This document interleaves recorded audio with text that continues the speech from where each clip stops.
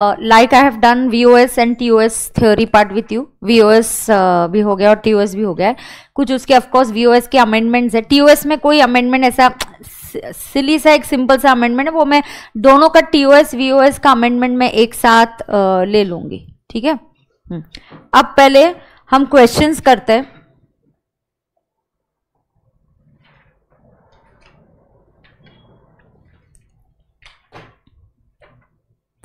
Let's open the and do some questions. मैं VOS के questions करूं क्या पहले? हाँ, I do VOS first.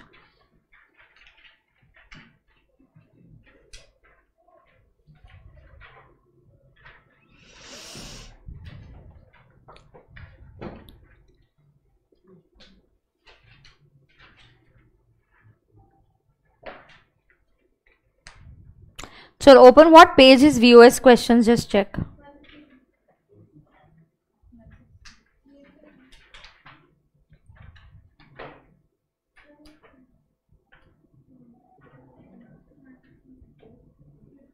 I'll do question 11 on page 159 first.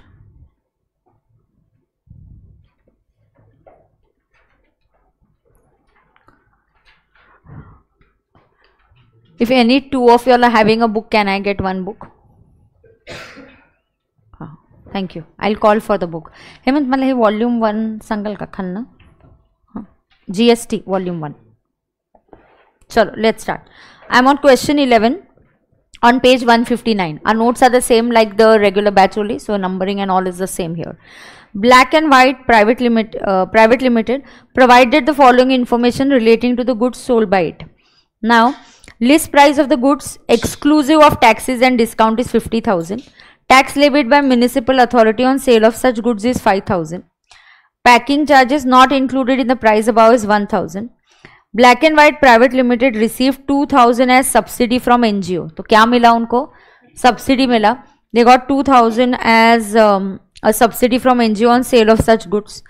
The price of 50,000 of the goods is after considering such subsidy. Now do you understand? The price is 50,000 after considering subsidy. मुझे अगर पता चला कि subsidy मिल रही है तो मैं customer से कम प्राइस लूंगी. इसका ये मतलब होता है. तो कंफ्यूजन नहीं क्रिएट करना है. समझ में आ गया? तो इनफैक्ट देखो मेरा व्यूअर्स आपको लगेगा fast but with all these adjustment these things I have told you. Okay. Black and white limited offers 2% discount on the list price. अब डिस्काउंट जो है वो लिस्ट प्राइस पे, हाँ, मतलब वो 50,000 पे मिलेगा. And of the goods which is recorded in the invoice for the goods. तो क्या डिस्काउंट बुक्स इनवॉइस में रिकॉर्डेड है? हाँ. That means it is known also and it is shown also. तो क्या ऐसा डिस्काउंट लेस किया जा सकता है? हाँ, किया जा सकता है. बराबर है क्या? ये बराबर है ना? हाँ. तो determine the value of supply. Determine the value of supply. So कैसे होगा सप्लाई? मुझे पहले बोलो. कैलसी पे आप लो या रफ में लो. पहले क्या होगा वैल्यू ऑफ सप्लाई? पहले कैलकुलेट करो. आप बताओ क्या होगा वैल्यू ऑफ सप्लाई. क्वेश्चन को देख के आप ट्राई करो वैल्यू ऑफ सप्लाई क्या होगा.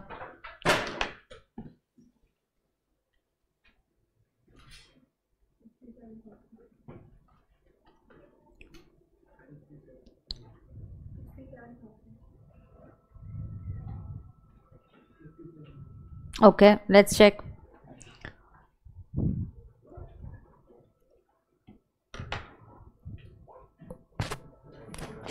क्या हो गया? उसको सर्दी हो गई क्या? देखो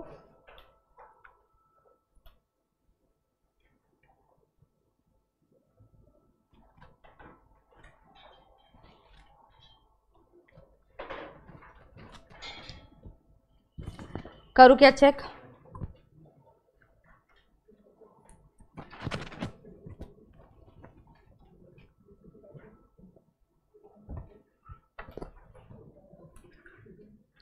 हाँ, ये ले बेटा तेरा है. तेरा दे कस्टमर 160.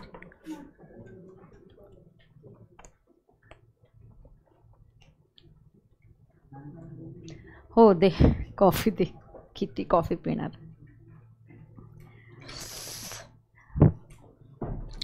चलो लेट्स चेक. रेडी? चेक करूं क्या मैं?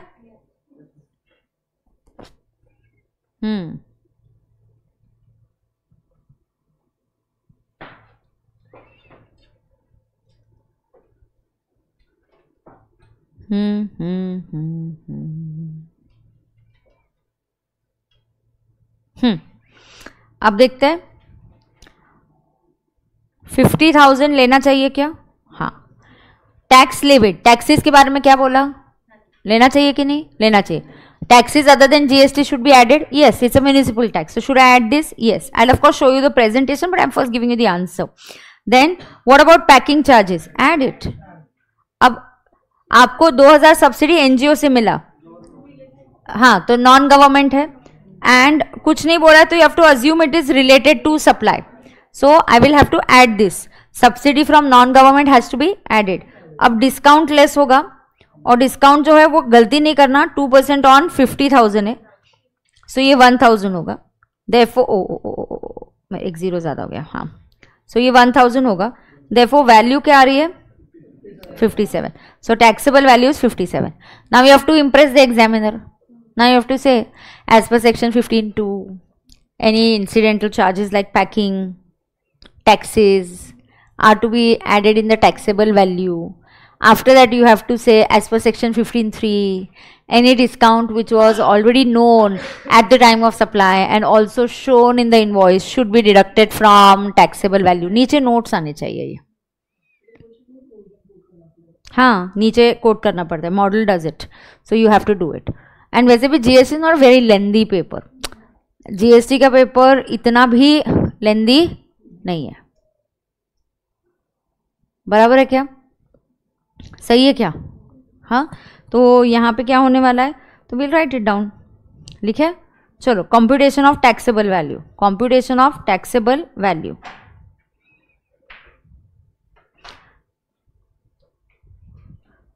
आपने तुरंत जैसे अभी ये टीओएस ये हो गया, you should start solving past paper questions. Start solving. आगे का नहीं हुआ तो भी start solving.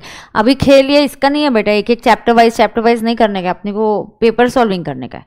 So computation of taxable value. बराबर. अब टैक्सेबल वैल्यू में पहला क्या आएगा? Value of list price of, क्या बोला है? पेज नंबर क्या है?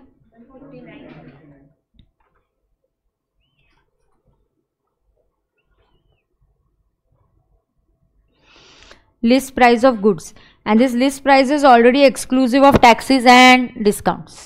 तो list price ये 50,000. add tax levied by municipal taxes by municipal authority.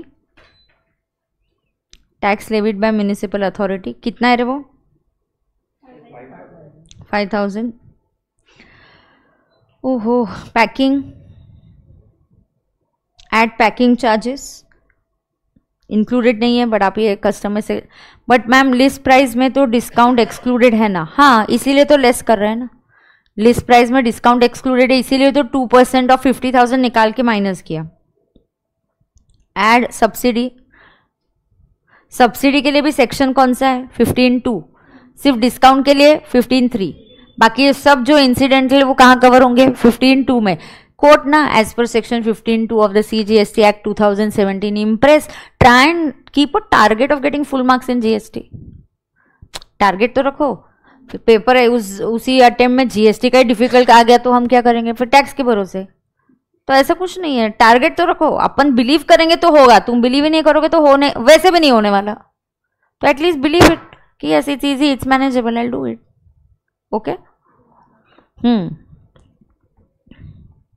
But ma'am, हाँ श्याम तो बता दिया ना. देखते को समझा ना, उसके बाद ओके भी बोलते जाओ यार. फिर मेरे को ऐसा लगता है कि अरे समझा कि नहीं. Subsidy, non government subsidy is added in taxable value. इस सब के लिए कौन सा सेक्शन कोड करोगे? 15(2). और लेस क्या होगा? Discount 2% on 50,000. सब्सिडी वाला नहीं समझा. सब्सिडी वाला क्या नहीं समझा जयदीप?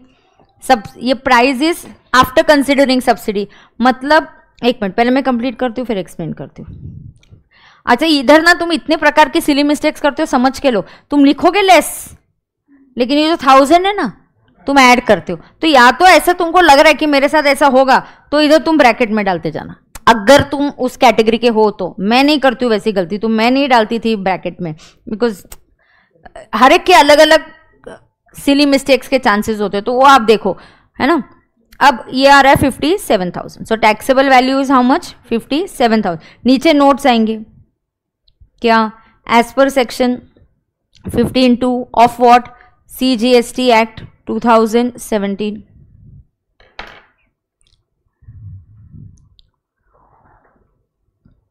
जयदीप ऑलरेडी मैंने सब्सिडी का एडजस्टमेंट लिखवा के दिया था ना। तुमको क्या लगता है कि मेरे को प्रॉब्लम सही आना है? प्रॉब्लम सही नहीं करना है, ये एक एक एडजस्टमेंट देखनी है। इसीलिए मैंने कल लेक्चर में क्या दिया आपको, एडजस्टमेंट दिया। जैसे पीजीबीपी बच्चों का क्या लगता है, मैं डायरेक्ट 100 प्रॉब्लम सॉल्व करता हूँ। अरे प्रॉब्लम 100 प्रॉब्लम सॉल्व करने का है ही नहीं, प्रॉब्लम है knowing your adjustments. If you know that then you solve any question. ये भी वैसा ही है, बताती हूँ, रुको अभी। पहले लिखो as per section 15(2) of CGST act. क्या होता है as per section 15(2) of the CGST act, taxes other than GST, taxes other than GST and packing charges are to be added in. Is that to be added in taxable value? Yes.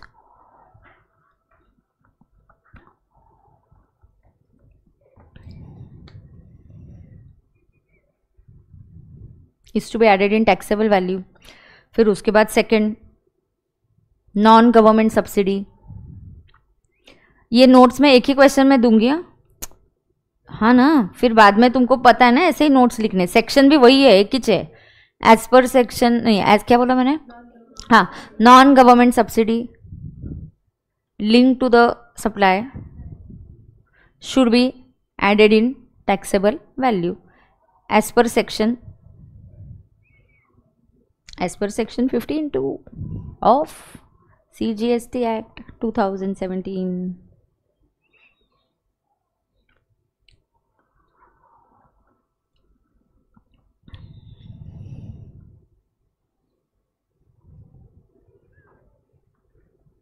बराबर है क्या, सही है।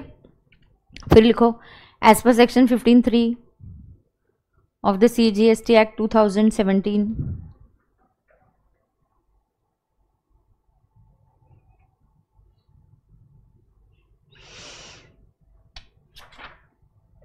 मैं एक दो बड़े question करती हूँ, फिर तुमको होमवर्क के लिए भी देती हूँ ना कुछ। खुद से सॉल्व करने में मजा है ना, मेरे साथ करोगे तो क्या फिर से वही होगा।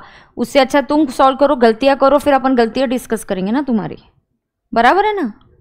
हाँ, अब लिखो as per section 15(3) discounts which are known और अग्रीड, ऐसा वर्ड भी यूज करते, विच आर नोन और agreed at the time of supply.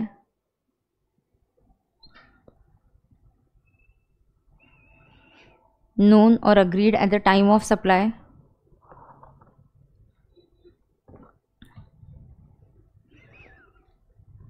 known or agreed at the time of supply and shown in the invoice,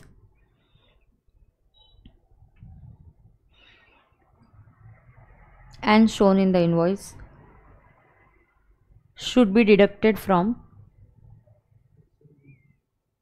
taxable value। Section नहीं coat किया क्या मैंने, किया ना, हाँ। और उधर तुम सेक्शन को और वो डेकोरेशन कर सकते हो as per section 15(3) of the CGST act 2017। Okay, है ना। सारे सेक्शंस किसके है, CGST। अपन सब जगह CGST पढ़ते, सिर्फ एक ही चैप्टर में IGST है, POS में। Place of supply rules are given by IGST, rest all we are studying is CGST act. समझ में आया क्या? अब तक कितने सेक्शन सीखे? Section 7 is supply, section 8 is composite supply, 8B is mix supply.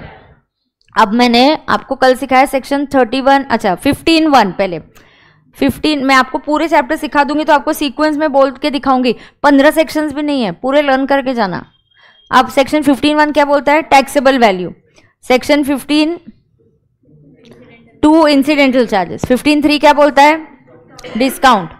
हाँ, ये 15 हो गया। फिर section 12 gives you TOS for goods, section 13 gives you TOS for services. 14 section तुमको इंटर में नहीं है, तो 12 13 हो गया, 14 इंटर में नहीं है, फिर 15 आ गया। हाँ, करेक्ट है ना? हाँ, of course we study 31(1) and 31(2), 31(1) is I to be raised for goods and 31(2) is I to be raised for services. Okay हाँ, अब यहाँ पे देखते हैं डाउट्स. अभी इनके साथ बात करते हैं. मैम डिस्काउंट क्यों लेस किया, वो तो एक्सक्लूडेड है ना. हाँ अरे शॉपकीपर के पास तेरे को list price is original price without discount, वो एक्सक्लूडेड नहीं है. तुझे अभी लेस करना है, डिस्काउंट करके बाद वाला प्राइस नहीं रहता है, वो एमआरपी है जो वहां पे लिखा हुआ है. फिर तुमको बोलते हैं डिस्काउंट करेंगे, फिर वो डिस्काउंट बाद में लेस होता है. अब सब्सिडी वाला Jaydeep, you should actually watch, I'll explain it again, but you should actually watch yesterday's lecture again, because उधर वो एडजस्टमेंट में इतने अच्छे से तुमको समझाया. एग्जाम ऐसा दिया तो क्या, ऐसा दिया तो क्या, और ऐसा. तो यहाँ फिर भी बताती हूँ, अगर सब्सिडी नहीं होता, if there was no subsidy, if there was no subsidy, subsidy होता ही नहीं. सुनो ना, if there was no subsidy, then this price would be sold for 52,000. But because there is subsidy, after considering about subsidy, अब मैं customer से कितना लूंगी, I will charge from customer 50,000 and that what you charge from customer is called as list price. And 2,000 में subsidy किससे लूंगी, NGO से. तो शॉपकीपर को टोटल कितना मिल रहा है, 52. अब उसका सवाल आता है मैं जीएसटी कितने पे दूं, 52, बिकॉज ये 2,000 देने वाला कौन है, नॉन गवर्नमेंट है. अगर शॉपकीपर को कस्टमर 50,000 देता है और एनजीओ नहीं है, गवर्नमेंट है, गवर्नमेंट 2,000 देता है, तो एक्चुअली शॉपकीपर को मिलता कितना है, 52. 50 कस्टमर देता है, 2,000 गवर्नमेंट की सब्सिडी उसको मिलती है. वो बोलता है यार तुमको डिस्काउंट देना है, चैरिटी करना है, करो, मेरा तो ये बिजनेस है, मैं नहीं कर रहा चैरिटी. तो शॉपकीपर बोलता है तुम नहीं दे रहे सब्सिडी, तो मेरा प्रोडक्ट 52 में, तुम सब्सिडी दे रहे क्या, अच्छा ठीक है, कस्टमर तू 50 दे, तुम 2,000 दो. अब ये 2,000 मुझे गवर्नमेंट से मिला, तो ये मैं सब्सिडी में ऐड नहीं, मेरे टैक्सेबल वैल्यू में ऐड नहीं होता. अब इस केस में I will pay GST on 50,000 because 2,000 is not added in taxable value. Here I will pay GST on 52,000 because it is added in taxable value. Jaydeep देख अभी समझा क्या, डाउट है तो पूछ. एनीबडी हैविंग एनी डाउट है क्या डिसाइड हो रहा है कि कौन पूछेगा, ऐसा भी रहेगा तो देख लो, बोल दो.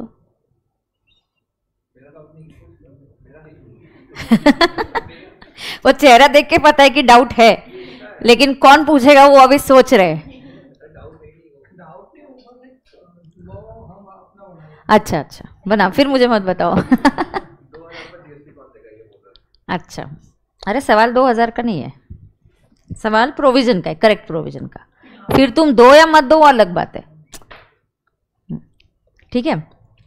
चलो अब हो गया क्या जयदीप, हाँ क्लियर मैम, ओके गुड. चलो अब अगला क्वेश्चन क्या है, पुढचा क्वेश्चन 12. चलो 12 क्वेश्चन सॉल्व करोगे आप. रफ पहले सॉल्व करके मुझे वैल्यू बताओगे. चलो क्वेश्चन 12 आप रफ में सॉल्व करोगे और मुझे वैल्यू बताओगे.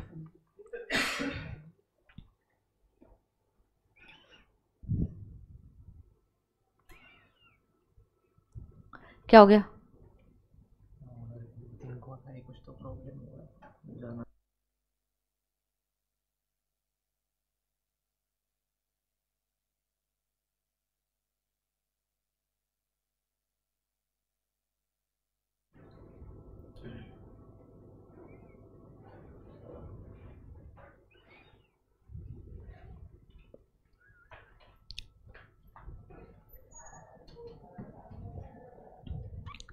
Are we done?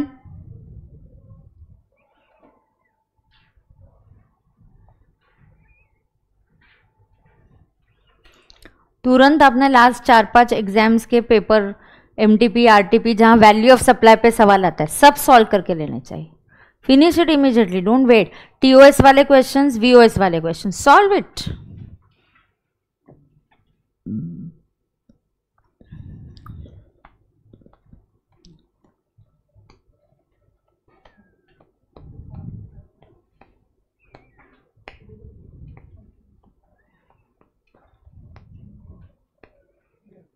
Done, let's check. So everybody has to give me answer. क्या है आपका टैक्सेबल वैल्यू? और गलती करो, बिंदास गलती करो, कोई प्रॉब्लम नहीं है, but give me the answer.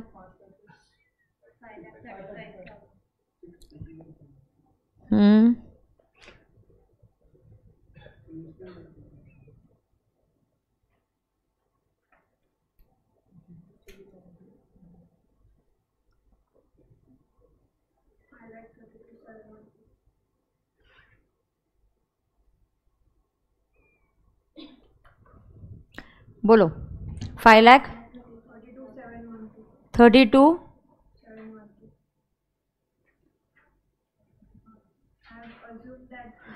भारी है ये. हर्ष बोलता है मैम पास पेपर खोजने के लिए मैं फ़ोन उठाता हूँ पर पता नहीं क्यों इंस्टाग्राम में टाइम निकल जाता है. हाँ, uninstall Instagram is the best solution. Okay. हाँ, एंड पास पेपर के लिए फ़ोन से मत करो ना, फिर लैपटॉप से कर लो, दैट इज़ बेटर. और उसके ऊपर यूट्यूब रहता है. सबसे बेस्ट रहता है तुम्हारी मम्मी को बोलो कि फ़ोन मुझे सिर्फ हाफ एन आवर चाहिए एंड हाफ एन आवर के बाद मुझसे फ़ोन आके ले लेना. सबसे इंपॉर्टेंट, तुम तुम्हारी मम्मी को जब बोलते हो तो बराबर वो टाइम पे आके तुमसे ले ही लेगी. काम अगर तुम पढ़ाई भी कर रहे हो तो भी उसमें से वो लेके जाएगी आपका phone. No Harsh, there is no way out बेटा, you will have to do something about it. Okay. हाँ, फोटो सेंड करते उसको.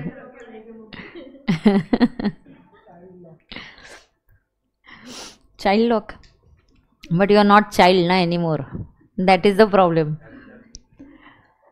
चलो अब समृद्धि का सवाल करते हैं. Oh my god, Samriddhi is going to get 5 lakhs. Now what is the consideration? Now please, हाँ, जब भी ऐसा कुछ क्वेश्चन आता है तो तुमको थोड़ा लॉस लगता है ना, हमेशा वो रफ में लिख के लेने का कि सप्लायर कौन है, रेसिपिएंट कौन है, फिर इजी जाएगा. If you get some this kind of a question and you are not able to understand, then you can just write down. जैसे समृद्धि designed the advertising campaign for a new product for a consideration of 5 lakhs and Samriddhi owed 20,000 to its vendor. तो ये जो समृद्धि है ये supplier है. Okay, समृद्धि कौन है? Supplier है. तो समृद्धि को 5 लाख मिलने वाले हैं एंड प्लस 20,000 उसकी थर्ड पार्टी को दिए, वहाँ वेंडर को दिए. सो दिस इज 20,000. सो हमारा जो total consideration is 5 lakhs plus 20, that is 5,20,000. थोड़ा सा आपको कंफ्यूजन हो सकता है कि मैम इस 5 लाख में ऑलरेडी ये 20 इंक्लूडेड है क्या या नहीं है.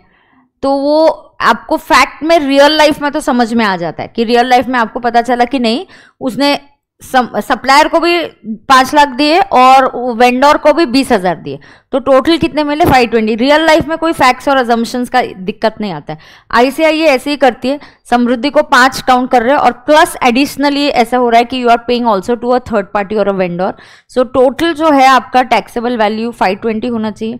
अब उस 520 में से आगे और सवाल ये है कि आपका डिलेड पेमेंट हुआ एंड दस 15,000 interest was given. So can this interest, ये भी सेक्शन 15(2) में कवर होता है. Additional charges, subsidy, taxes, payment to third party on behalf of the supplier, interest, penalty, additional charges also, they are all to be added. अब सिर्फ module यहाँ पे 2 answers देती है. आइदर दे टेक 520, इंटरेस्ट है यहाँ, इंटरेस्ट को वो इंक्लूसिव ऑफ GST ले लेते हैं. So they make both the assumptions. They say okay the interest is 15,000 and then they say 15,000 is divided in 118 into 100. तो दे से 12,712. मतलब ये आपकी टैक्सेबल वैल्यू हो गई. There can be 2 answers. और either you assume that the interest received is inclusive of GST. Generally in real life कैसे होते हैं, ऑलरेडी आपने इंटरेस्ट चार्ज कर दिया है डिलेट के लिए, तो वो व्यक्ति बोलता है बस हाँ इतना ही दूंगा, इसके ऊपर GST नहीं दूंगा, ये इसी में सब कुछ आ गया, ऐसा भी बोल सकता है. तो इंटरेस्ट में आपके पास you have a choice to make both the assumptions. और यू अज्यूम कि consideration paid to Samriddhi 5 lakh plus consideration paid to a third party on behalf of supplier. Consideration paid to whom? Third party. Paid to third party on behalf of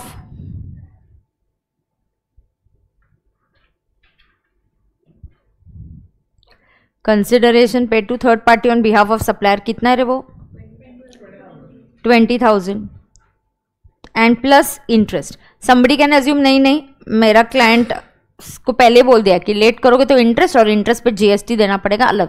ठीक है, तो आपका understanding है तो कोई problem नहीं. Then your taxable value can be 5,35,000.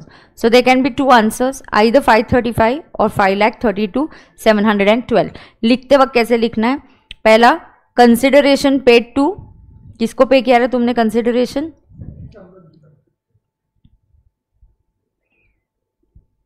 अयो पूरा ही करना चाहिए था शिफ्ट मैंने. सो पहला किसको आपने पे किया consideration? This is the consideration paid to, this is paid to supplier. Second, at consideration paid to third party on behalf of supplier. ये कौन बोलता है ऐसा ऐड करना चाहिए? ये किसने बोला है ऐसा? ये सेक्शन 15. हाँ, ये कौन से सेक्शन ने बोला है?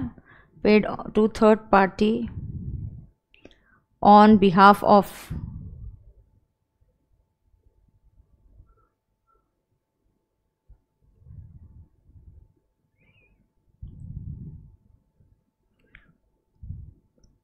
थर्ड पॉइंट में. हाँ, this is as per section 15(2). तो मस्त है उसका नोट लिखने का, इंटरेस्ट के लिए भी नोट लिखने का. As per section 15(2) any interest additional charges charge should be added in taxable value. Also as per section 15(2) any consideration paid to the third party on behalf of supplier should also be added in taxable value. सिर्फ answers दो हो सकते हैं. ये interest can be taken as inclusive as 12,712 or it can be taken as 15,000.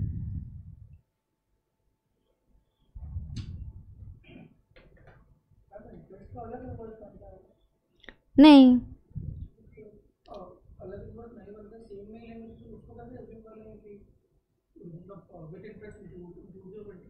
सामने वाला तेरे को 15 पे जीएसटी देगा कि नहीं, उस वो है तेरा गुड्स पे तो वो देगा.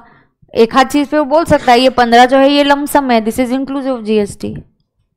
तो फिर तब इनवॉइस में तुम 15 नहीं डालोगे, तब तुम इनवॉइस में 12,712 डालोगे और फिर उस पर जब जीएसटी ऐड हो जाएगा तो वो 15 हो जाएगा.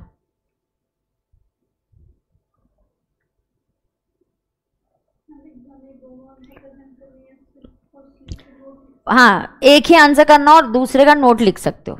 नोट करके भी वो वर्किंग करने की जरूरत नहीं है. Write one answer and then you can say alternatively it can be assume the interest is inclusive. या आपने इंक्लूसिव वाला वर्किंग किया तो आप लिखो alternatively it can be assumed it is exclusive of GST.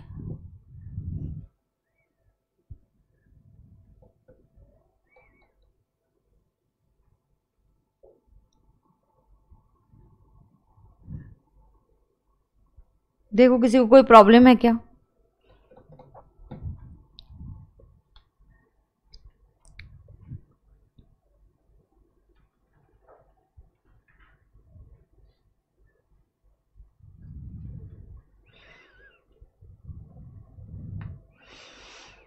अभी 4 इसमें पीछे क्वेश्चन है वैल्यू ऑफ सप्लाई पे.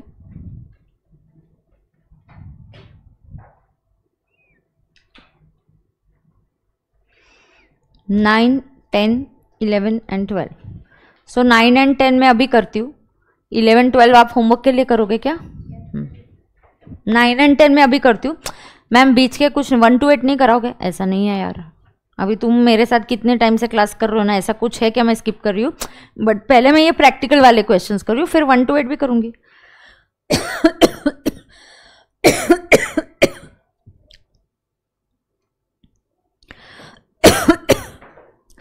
एसी का तो मैं उसको बोलने वाले बाबा कम ही कर रही. अभी फिर से उसने ब्लो तो डायरेक्टली कहाँ से आ रहा है? वहाँ पे है क्या?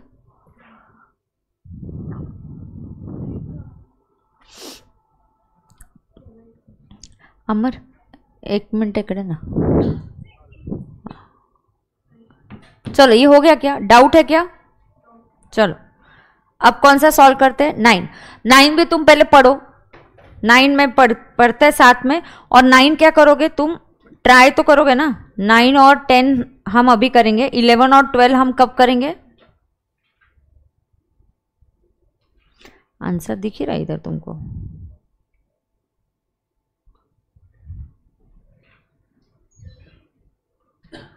एसीचं काय टेम्परेचर आहे? गार झाले गार.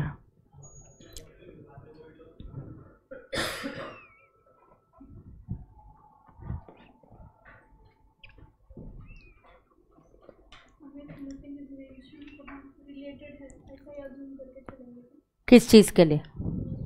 हाँ हाँ सबसिडी. हां मग ठीक आहे. थोडा वेळ 24च ठेव. परत लागलं तर आम्ही हे करू.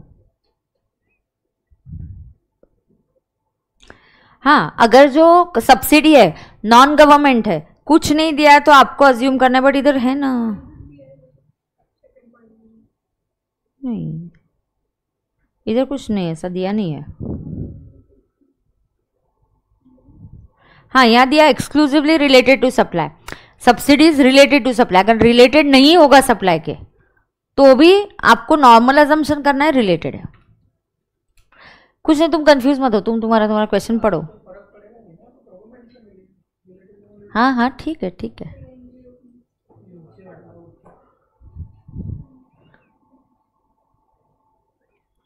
तुम रीड करो क्वेश्चन 9, फिर हम आंसर चेक करते हैं. ट्राई करो आंसर ट्राई करो, कैलसीब्रेट ट्राई करो, रफ में ट्राई करो, but you have to try it. 15 का चार्ट सामने रखो वैल्यू ऑफ सप्लाई का.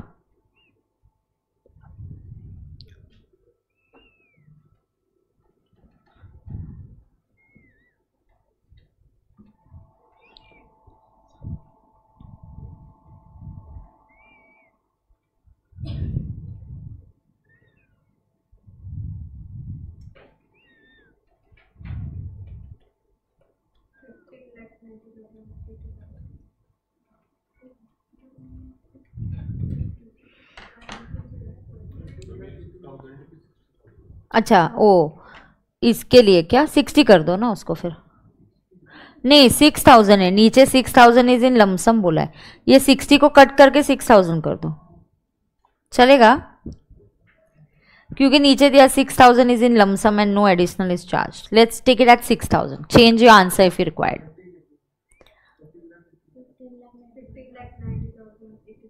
हाँ क्या 13 तक नहीं जाएगा? तुमने कुछ तो लेस किया है. नहीं वो ऑलरेडी लेस किया हुआ ही अमाउंट है.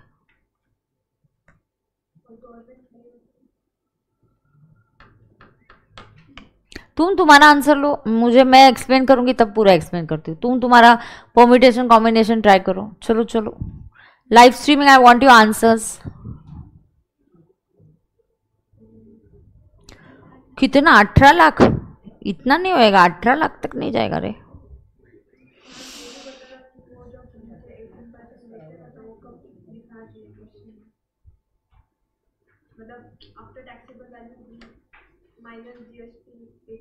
No we don't minus, we add.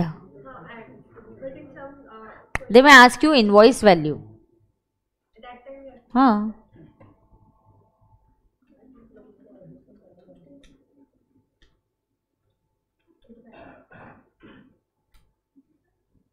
हो गया. अब मैं करूँ क्या? तुमको केवाइन मतलब करो. केवाइन इज नो योर नोट्स. आपको डाउट आ रहा है, ओपन कल के मेरे एडजस्टमेंट से देखो मैंने क्या किया है, वहां पढ़ो. ABC मैंने एक ही एडजस्टमेंट का क्वेश्चन दिया है, उसको देखो, ट्राई करो, करेक्ट करने की कोशिश करो.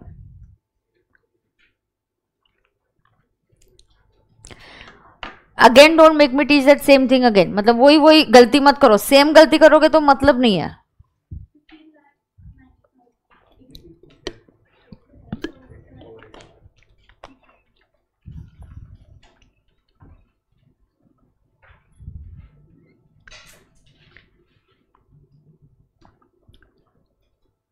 डन है? करूँ क्या मैं check? Okay I will not show the answer from there. मैं यहाँ पे आपको पहले रफ में भी वर्किंग करके दिखाती हूँ, फिर आंसर दिखाती हूँ. आंसर डायरेक्टली दिखाया तो समझ में नहीं आता है, मजा नहीं आता है. I will solve it. Okay अब देखते हैं यहाँ क्या होता है. पहला list price of the goods. It's exclusive of taxes. ठीक है, गुड्स का प्राइस तो 15 लाख है, वो तो मुझे लेना ही पड़ेगा.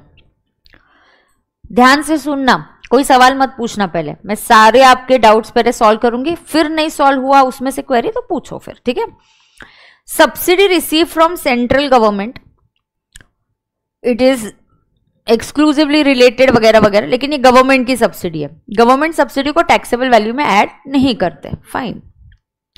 तो क्या यहां एक सेंटेंस दिया है, the list price of the goods is net of 2 subsidies received, और कल मैंने ये आपको लिख के दिया था, it is net of 2 subsidies receive, मतलब उसमें से सब्सिडी माइनस करके ये प्राइस दिया गया है। तो ये प्राइस में ऑलरेडी सब्सिडी माइनस करके दिया है।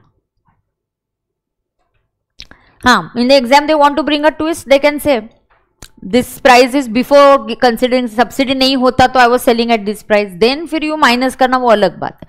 अब ये क्या बोला है, this is a list prices of goods is net of 2 subsidies, बेटा if you recall कल मैंने आपके फास्ट ट्रैक के इसमें लिख के दिया, या ये एग्जाम्पल्स आपको लिख के दिए, ये देखो ये एग्जाम्पल्स मैंने आपको लिख के दिए, देखो एडजस्टमेंट्स, कल already I know here you are going to make mistake. See, goods are sold for 1 lakh. This price is net of subsidy. Or they say this price is after considering subsidy. और उसमें अगर subsidy 10,000 government की है तो value of supply क्या लेना है, 1 लाख। मैंने गवर्नमेंट के इसको ऐड नहीं किया क्योंकि करना ही नहीं है। अगर सब्सिडी नहीं होती तो आप बेच रहे रहते 1,10,000 में, तो आपने सब्सिडी मिल रही है इसलिए कस्टमर से 1 लाख ले रहे हो और 10,000 किससे ले रहे हो, गवर्नमेंट से। उस गवर्नमेंट वाली वैल्यू पे आपको टैक्स देना ही नहीं है, आपको सिर्फ 1 लाख पे टैक्स देना है, बराबर है क्या। तो ये ऑलरेडी कल के एग्जाम्पल में मैंने आपको समझा दिया था, क्योंकि गलती इधर ही होती है, इसी पे आप अच्छे से फोकस करो। हाँ, क्वेश्चन देखो ICI जरूरी नहीं है, मतलब मैम क्वेश्चन में हर बार सब्सिडी माइनस करके अमाउंट दिया है, आज तक ऐसा हुआ है, but they can be a first time कुछ अलग हो, तो आप उधर ऐसे सोच के फिर कॉल डिसीजन लो। हाँ, अब देखो यहाँ पे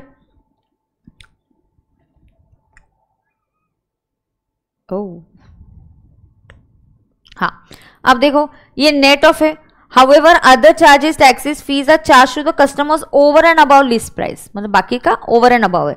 तो ये 2,10,000 ऐड नहीं करना, ऑलरेडी माइनस हो चुका है, अच्छी बात है, इसको वैसे भी ऐड नहीं करना, मतलब इस व्यक्ति को 15 लाख कस्टमर से आए, 2,10,000 गवर्नमेंट से आए और 50,000 नॉन गवर्नमेंट से आए। This 50,000 is to be added because it is non government subsidy, so this 50,000 I will add. Taxes levied should I add, yes. Packing charges should I add, yes. अब lump sum में यहाँ कोई दूसरा late fee के लिए कोई assumption नहीं है, सबका आंसर एक ही आएगा, यहाँ अजम्पशन नहीं है, ऑल्टरनेट व्यू नहीं है।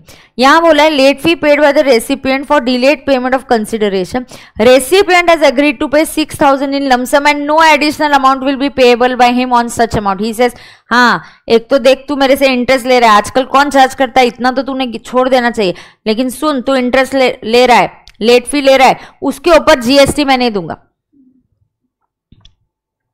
सो दिस 6,000 इज लमसम, ये भी कल आपके VOS के चार्ट में लिखाया हुआ है, दैट अगर ये आप लमसम में देते हो, यहां लिख के दिया हुआ है आपके, अयो किधर है, वेव्ड ऑफ, और ऐसा मैंने लिख के दिया होगा कि लमसम में दिया है, तो आपको लिखा है क्या, मैंने ऐसे दिया है ना कल,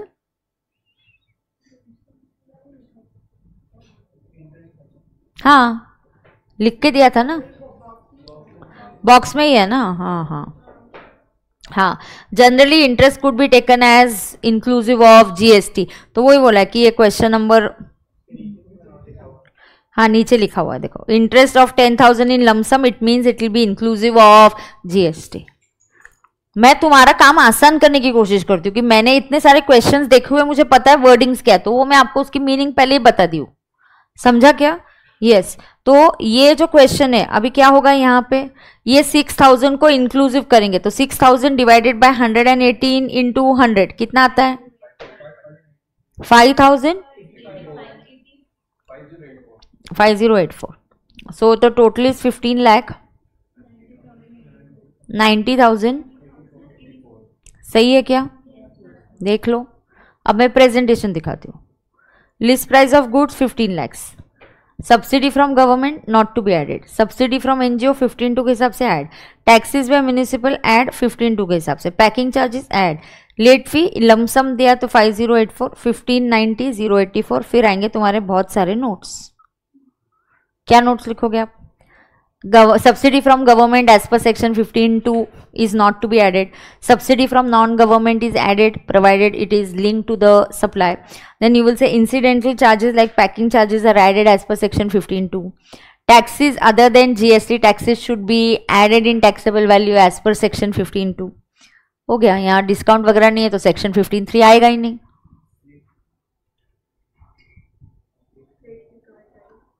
हाँ, लेट फी का भी 15(2). और एक नोट लिखो, it is given it is lump sum so it is taken as inclusive of GST. चलो आपको कंप्लीट करना है तो कंप्लीट करो।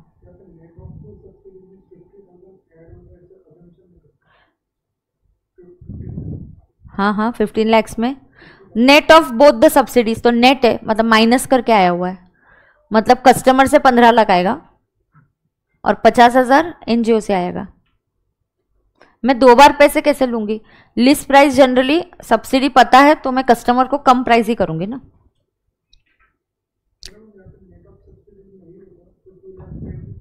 अच्छा, नेट ऑफ नहीं होता तो कुछ तो वर्डिंग में हिंट चाहिए, वो इंक्लूसिव है कि एक्सक्लूसिव है। मान के चलो इस प्राइस में ऑलरेडी सब्सिडीज इंक्लूडेड है तो उल्टा हो जाएगा, तो फिर 2,10,000 लेस करेंगे। और नहीं, एक मिनट, इंक्लूसिव है ना तो 50 उसमें इंक्लूडेड तो होना ही चाहिए। 2,10,000 इंक्लूडेड है लेकिन वो नहीं होना चाहिए तो माइनस करेंगे।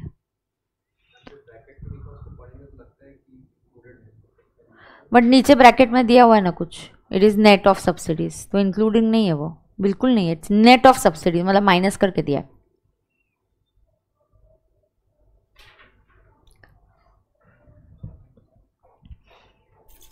इट्स लाइक अ रिको, how you do PGBP. Already अगर इंक्लूडेड है तो देखना चाहिए इंक्लूडेड होना चाहिए या नहीं होना चाहिए।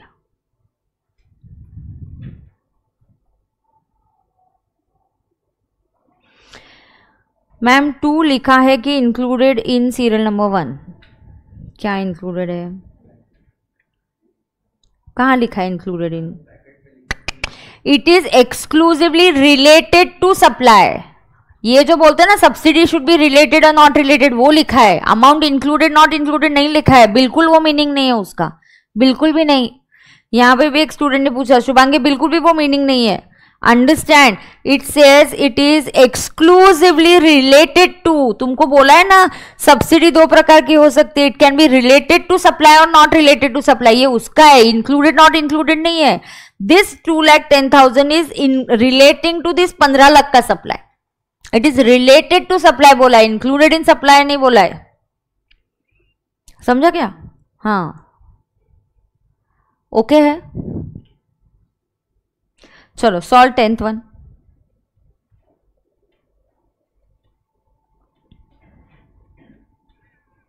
Solve 10th।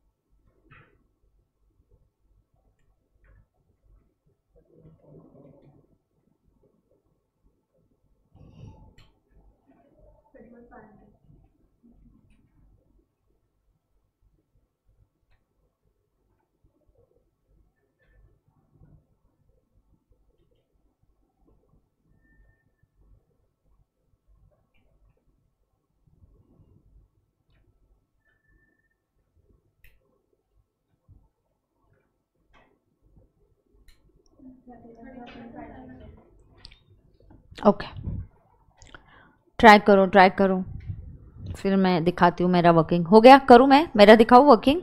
मतलब पहले मैं सॉल्व करती हूँ, फिर I will show you the working. Okay, now यहाँ पे भी क्या बोला है, price of machine excluding taxes and other charges mentioned at 2 and 3. So 2 and 3 तो एक्सक्लूडिंग ही है, बट मैम 5 के लिए कुछ नहीं लिखा है. 5 के लिए fourth point excluding 2 and 3, 2 and 3 excluded है. थर्ड सब्सिडी फिर से वही आ गया, तुमको नहीं बोला है कुछ भी, बट नीचे फिर से दिया है note the price of machine is net of subsidy.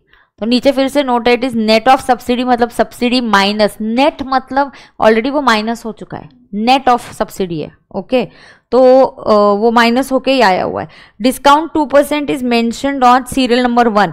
Discount 2% आपको 25,000 पे मिलेगा. तो मैं स्टार्ट करूंगी कहाँ से बेटा, 25,000 ये गुड्स का प्राइस है बराबर. हाँ, फिर थर्ड पार्टी को पेमेंट दिया. ओहो, यू पेड थर्ड पार्टी के इंस्पेक्शन चार्जेस है. हाँ, the inspection charges are payable by Messrs Flowpro. Flowpro is your supplier, but they were directly paid by BP. BP Limited is your recipient. BP Limited paid it directly to the inspection agency. So I made the payment to the third party on behalf of the supplier. हमेशा question में देखो Flowpro is a registered supplier, तो ये हुआ Flowpro. फिर there is BP Limited. BP limited ने कुछ payment इसको किया, कुछ पेमेंट उसने थर्ड पार्टी को किया. सो मैंने इंस्पेक्शन चार्जेस थर्ड पार्टी को पे किए. कितने पे किए, 5,000. तो ये 5,000 भी इंक्लूड होगा क्या, हाँ इंक्लूड होगा एज पर सेक्शन 15(2). तो अब क्या आएगा, 25 + 5. Freight, who has agreed to deliver the goods, Flowpro. Is it a supplier, yes. तो क्या ये 2,000 आएगा, yes. Subsidy from state government and subsidy is link to the price, let it be link, but who is giving the subsidy, government. Government subsidy is never added, तो नहीं आएगा. Discount 2%, तो ये less करना है. 2% ऑन 25,000, तो how much is that, 500. सो वो minus होगा, इसीलिए वैल्यू क्या आएगा, 31,500. आया क्या, चेक करो. ये देखो, price of the machinery 25,000, add payment to the third party on behalf of Flowpro 5,000. Freight charges, Flowpro has agreed to deliver the goods, 2,000 आ गया. स्टेट गवर्नमेंट का सब्सिडी ऐड नहीं होगा. 2% on invoice recorded, discount is recorded in the invoice, तो ये less होगा क्या, yes. सो 31,500. अब आपको क्या करना पड़ेगा, यहाँ ये देखो, ये आपके नोट्स, क्या नोट्स है, as per section 52 subsidy receive by government not added in TV, TV is taxable value. As per section 15(2 freight and payment to third party on behalf of supplier should be added in TV. As per section 15(3 discount known और agreed at the time of supply and shown in the invoice should be deducted from taxable value. Correct. अब देखो इसमें कोई doubt है क्या, आपको लिखना है तो देखो क्वेश्चन 10,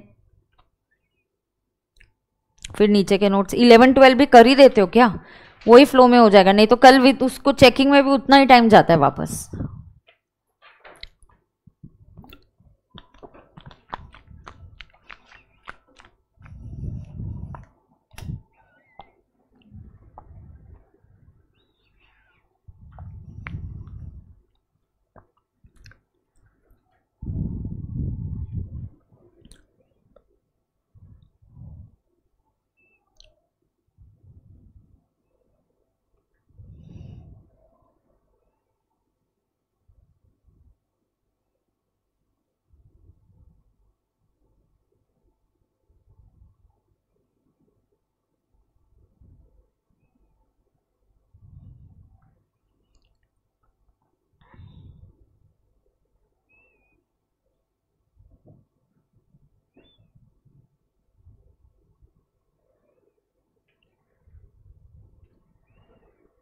डन है.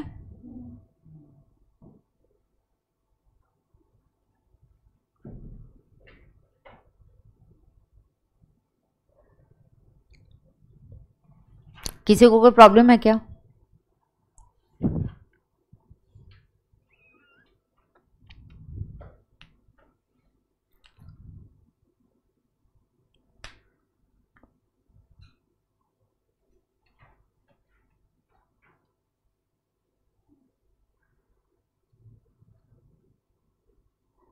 ओके है. ये नोट्स किसी को लिखने क्या नहीं, अभी 11th क्वेश्चन करो, 11 और 12 भी खत्म करते।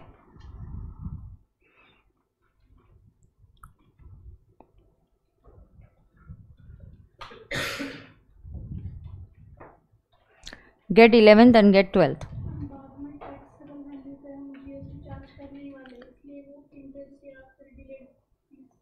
माइनस करते हैं, हाँ करेक्ट करेक्ट।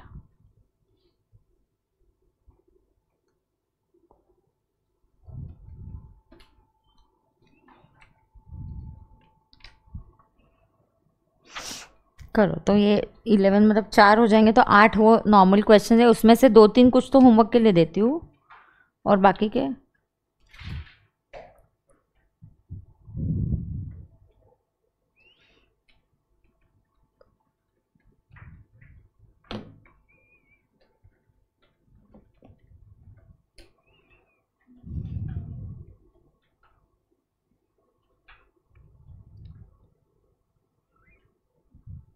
करें।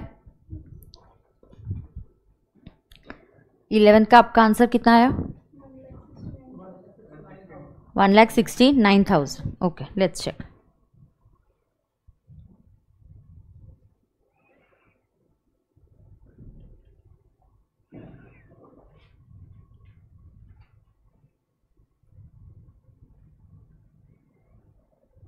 रेडी?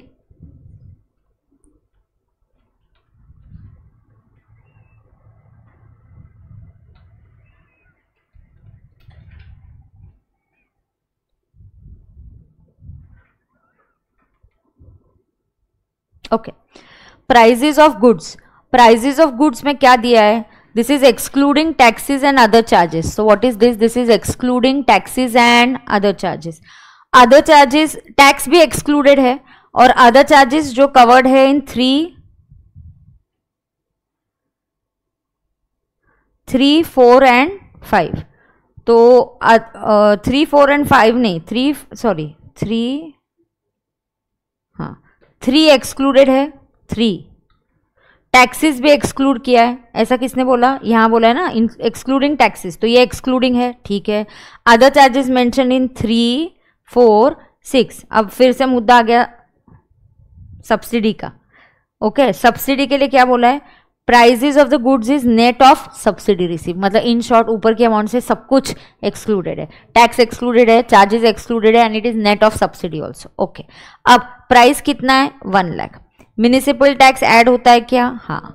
इंस्पेक्शन चार्जेस ऐड होते हैं क्या? हाँ। Subsidy receive from Shriram trust, it is non government.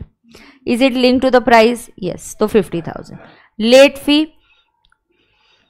is inclusive of GST. Somewhere direct information is given that it is included. But however, these charges were ultimately waived by Shri Krishna Private Limited. तो अगर it is waived, then it is not to be added. मिलने ही नहीं वाला, उसमें GST कैसे charge करोगे?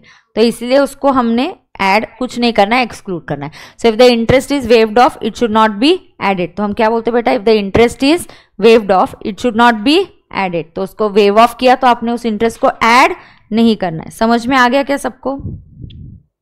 आगे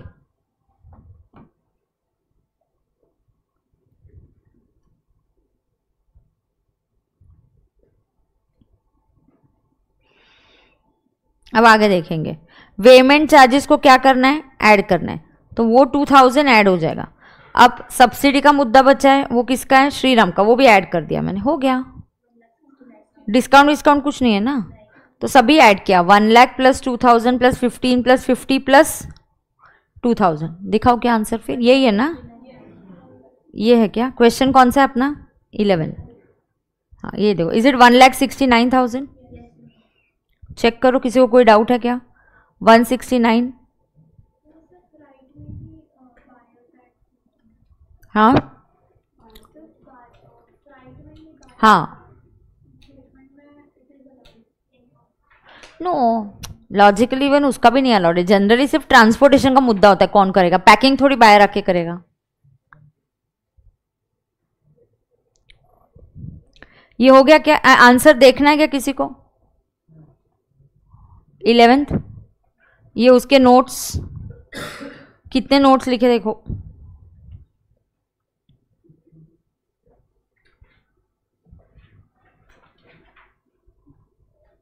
इसमें इंटरेस्ट लिखा पेड लिखा हुआ है ना, और तो पढ़े थे कि जब मिले तब टैक्स। हाँ लेकिन paid late fee paid by the recipient for delayed payment of consideration, but कहाँ दिया है पेड?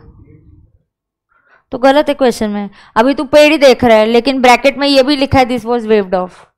वेव्ड ऑफ हुआ तो पेड कैसे हुआ? नहीं नहीं नहीं नहीं नहीं, no no no no, this is the wording of model question. I wouldn't take it. You always read and interpret the questions in a very different way. It's very dangerous for you. Book में ये भी दिया है कि this was waived of, पर फिर मैं उस पे पर लगाती हूँ, उस पे एग्री डिबेट करती हूँ, फिर हाँ तो कर ले, मार्क्स नहीं मिलेंगे बेटा। मुद्दा ये नहीं है कि हम गलत है या सही प्रूव करना है, मुद्दा ये है कि क्वेश्चन से टैली करना है। रियल लाइफ में मुझे ये प्रॉब्लम ही नहीं आएगा, तुम ये बात को समझो। तुम जब क्वेश्चन को लेके इफ्स एंड बट्स इतने खड़े करते हो ना बेटा, ये आता ही नहीं है रियल लाइफ में। रियल लाइफ में तुम क्लाइंट को सीधे पूछोगे यार तेरे को फाइनली इंटरेस्ट मिला या तूने वेव ऑफ किया, बोलता नहीं मिला, मैं मांग रहा था, बहुत मांग रहा था, फिर बहुत झिकझिक हो गई, मैंने बोला चलो वेव ऑफ ही कर देते। रियल लाइफ में तेरे को प्रॉब्लम आएगा क्या? तो is it a conceptual debate that we are having? No. Am I going to have a doubt in real life? No. I'll ask the client, interest मिला क्या? चल फिर जीएसटी पे कर। हाँ कैसा मिला? इंक्लूसिव या एक्सक्लूसिव? चल वैसा कर।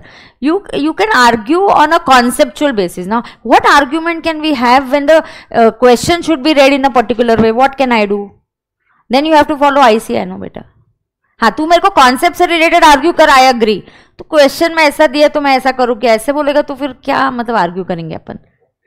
हाँ हाँ नहीं नहीं नहीं, अब दिस इज एग्जैक्टली मॉड्यूल की वर्डिंग्स है, मेरा नहीं है ड्राफ्टेड क्वेश्चन, तो उसमें है वो एरर, तो अभी क्या करेंगे? कौन सा था हो गया ये 11 ना? हाँ अच्छा, ये डिस्काउंट लेट फी, एक मिनट, पेमेंट चार्जेस ये थर्ड पार्टी को 15(2), subsidy non government 15(2), municipal taxes, you all know the sections यार नाउ, बराबर है ना?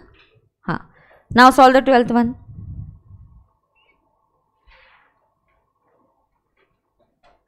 कहाँ late fees for delayed payment, paid कहाँ बोला है? पेड वर्ड भी नहीं है, कहाँ है? अपन 11th है या 12th है? कहाँ है?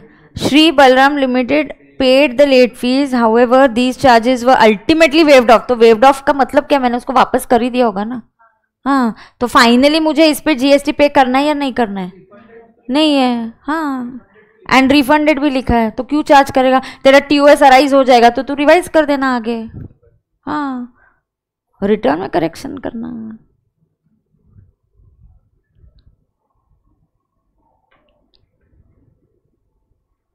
ये क्यों बोल रहा है मैम जीएसटी के लेक्चर्स का एक्सेस करा दो? क्यों, इसका नहीं हुआ है क्या? कौन है ये? Aman, are you watching the lecture और not watching? Are you a PDGD student? Send your details ना। गुड आफ्टरनून मैम, लेक्चर्स का एक्सेस करवा दो, नाम डिटेल्स। तो कैसे करा दूंगी? जीडी पीडी लाइव स्ट्रीमिंग क्या सीन है बता तो सही। कैसे रे तुम 3 साल में सीए बनने वाला और ऐसे कम्युनिकेशन करते हो, मेरे को बहुत गुस्सा आता है फिर। Good morning ma'am, ma'am can I ask a doubt? अरे यार ma'am I don't have access to the lecture. अरे हु इज दिस आई यार?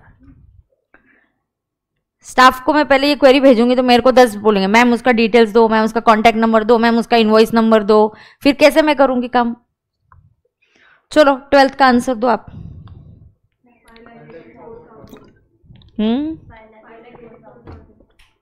84।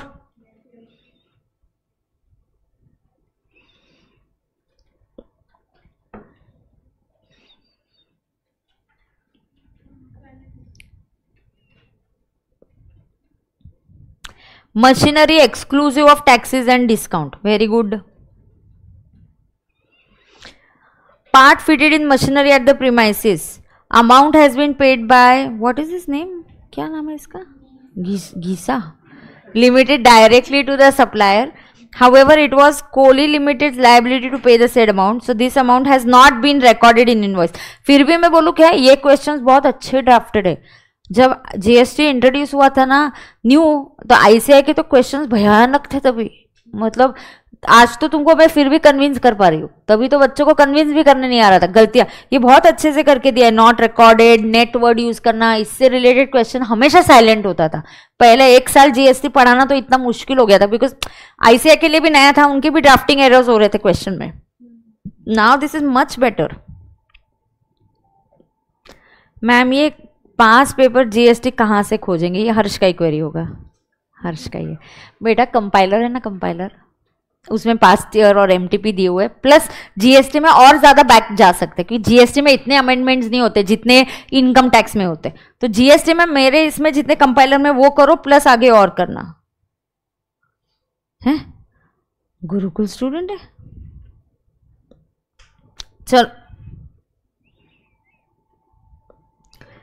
चलो ये 550 है क्या? हाँ 550 ऐड करेंगे क्या? हाँ ऐड करेंगे। 550 के बाद आपको ये पेमेंट टू थर्ड पार्टी है, ये भी ऐड होगा क्या? हाँ। फिर इंस्टॉलेशन चार्जेस ऐड होगा क्या? हाँ। फिर डिस्काउंट 2%, हमेशा वो इस पे लेना, price of machinery. So 2% on 550, तो ये कितना हो गया?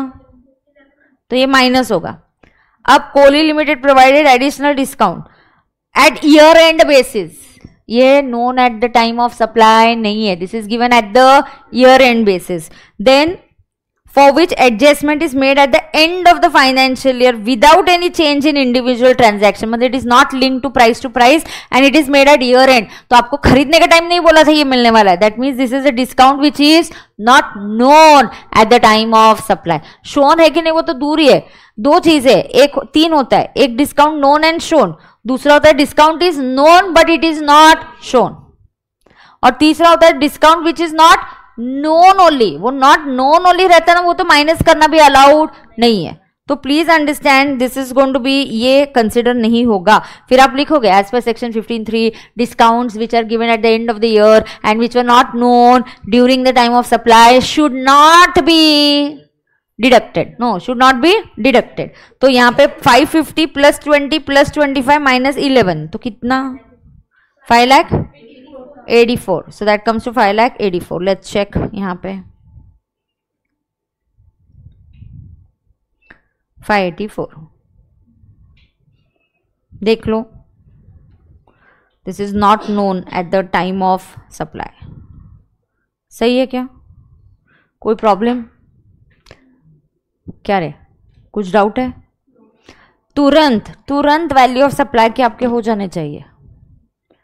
पास्ट पेपर जितना आपको करना है आप करो, ये और आईटीसी आंसर में मार्क्स खोने नहीं है अपने को।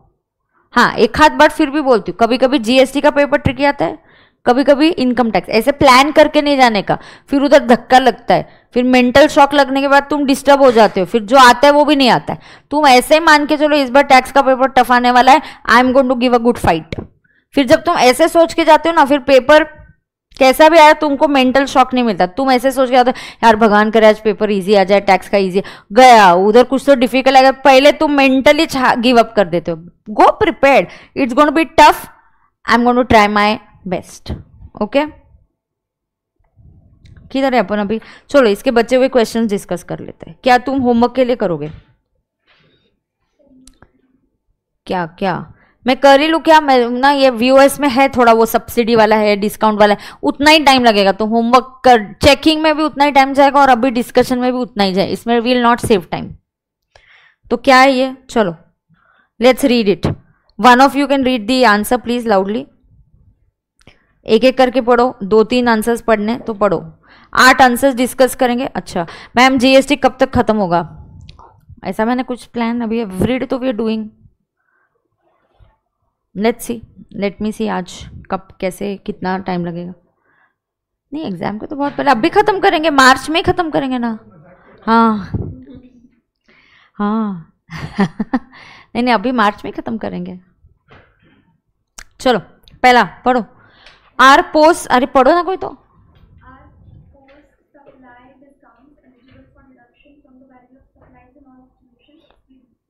तो R post supply discounts, post supply discounts मतलब जो सप्लाई के बाद दिए गए डिस्काउंट्स है, क्या वो लेस किए जाते हैं क्या? नो। पोस्ट सप्लाई, हाँ अगर post supply discounts were known और agreed upon at the time of supply and they are linked to the individual prices and the recipient has reversed the ITC, then they can be deducted. However, such post supply discounts, मतलब supply होने के बाद billing हो गया, उसके बाद आपको credit note आया डिस्काउंट का, the post supply discounts which were not known or agreed upon at the time of supply shall not be deducted. समझा ना? ऐसे तुम लिख पाओगे ना? हाँ ना? ठीक है.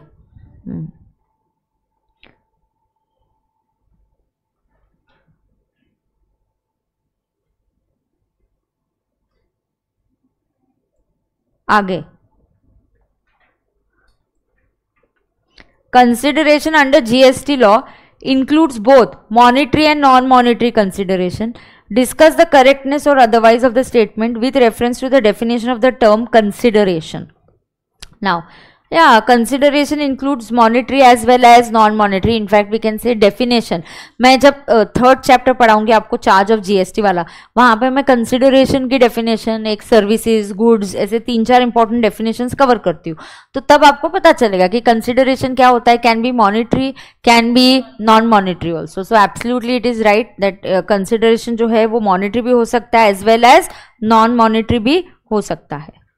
This is with reference to definition of the term consideration, but I will generally cover this consideration का definition in my third chapter, charge of supply. वो हम करने वाले बाद में. उसके आगे sharp minds, read ना one of you.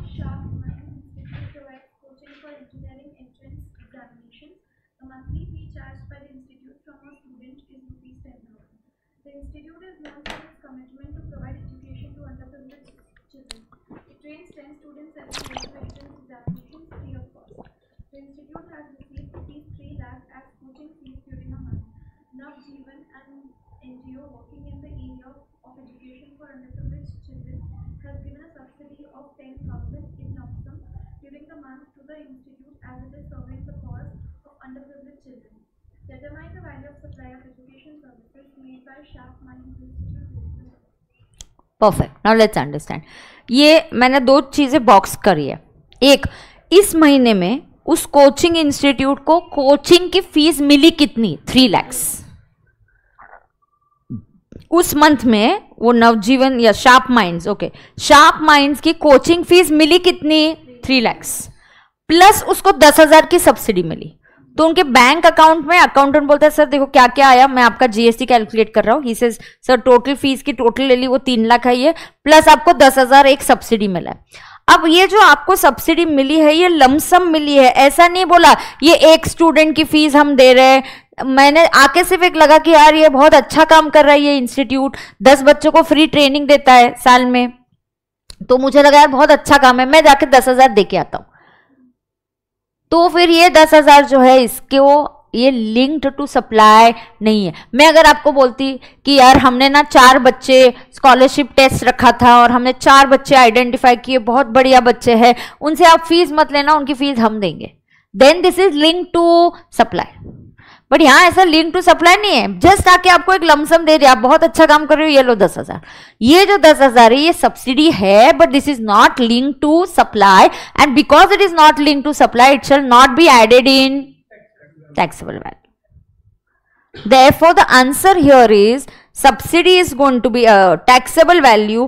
आपका जो taxable value of supply है, the value of supply जो होने वाला है, it is going to be 3 lakhs. So the answer is going to be 3 lakhs. तो आप आंसर नोटबुक में लिख सकते हो कि इसका आंसर या स्टिकी आपको जहां पे भी लिखना है आप लिख सकते हो. तो पहला मैं डायरेक्टली कंक्लूजन देती हूँ. देखो आप क्या लिख सकते हो, 1 मिनट, आंसर एग्जाम में कैसे लिखोगे. पहले provision of law as per section 15(2) subsidy receive by non government and link to supply is added in taxable value. Facts of the question. In this question the subsidy given by a NGO to sharp minds is not related to supply, it is a lump sum overall subsidy. lump sum overall एक आपको आके दे दिया, it is overall subsidy. It is not, it is non government but it is not linked to supply and therefore it should not be added and therefore it should not be added. Correct. तो पहले आप क्या लिखोगे, आप mention करोगे section, हाँ ये देखो यहाँ पर दिया हुआ, यहाँ पे मैंने वैसे नहीं, बट आपको लिखना है. ये देखो facts, 10,000 is non government, it is not linked, it is received in lump sum. ये हो गया आपका फैक्ट्स ऑफ द क्वेश्चन है. और एक आपको लिखना है प्रोविजन ऑफ लॉ. आप पहले प्रोविजन ऑफ लॉ से जनरली स्टार्ट करोगे तो बेटर होता है. Provision of law as per section 15(2) CGST act, non government subsidy is added in taxable value only if it is linked to supply. And then ऐसे facts of the question, and then ऐसे therefore the taxable value is 3 lakhs. कितनी बार photo लेके रहे तू, regular class में भी लिया होगा तूने. हाँ तो अब फिर से फोटो क्यों ले रहे. ठीक है, ये ऐसा है, आपको इस तरीके से लिखना है तो आप लिख सकते हो. Provision of law, facts of the question and give a conclusion. Simple, don't complicate those things. Simple से आप आंसर दे दो. फिर शुड आई वेट, आपको लिखना है क्या? डन है पक्का? ये कौन सा क्वेश्चन हो गया? चलो फोर्थ आप पढ़ लो अपना अपना. फोर्थ आप, हाँ डाउट है क्या? ये तुम डाउट भी नहीं पूछ रहे, आज क्या चल रहा है?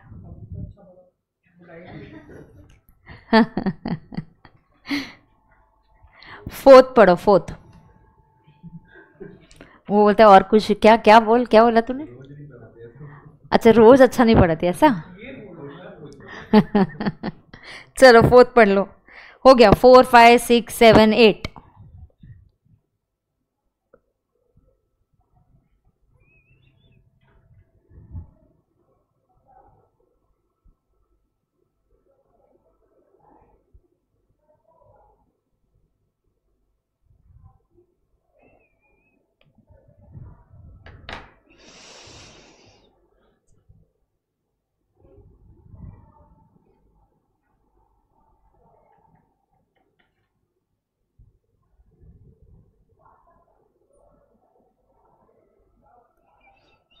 इन बच्चों को 1 बजे भूख लग जाती है ऐसा लगता है मुझे. सब बाहर आके खाना खाने लगते हैं.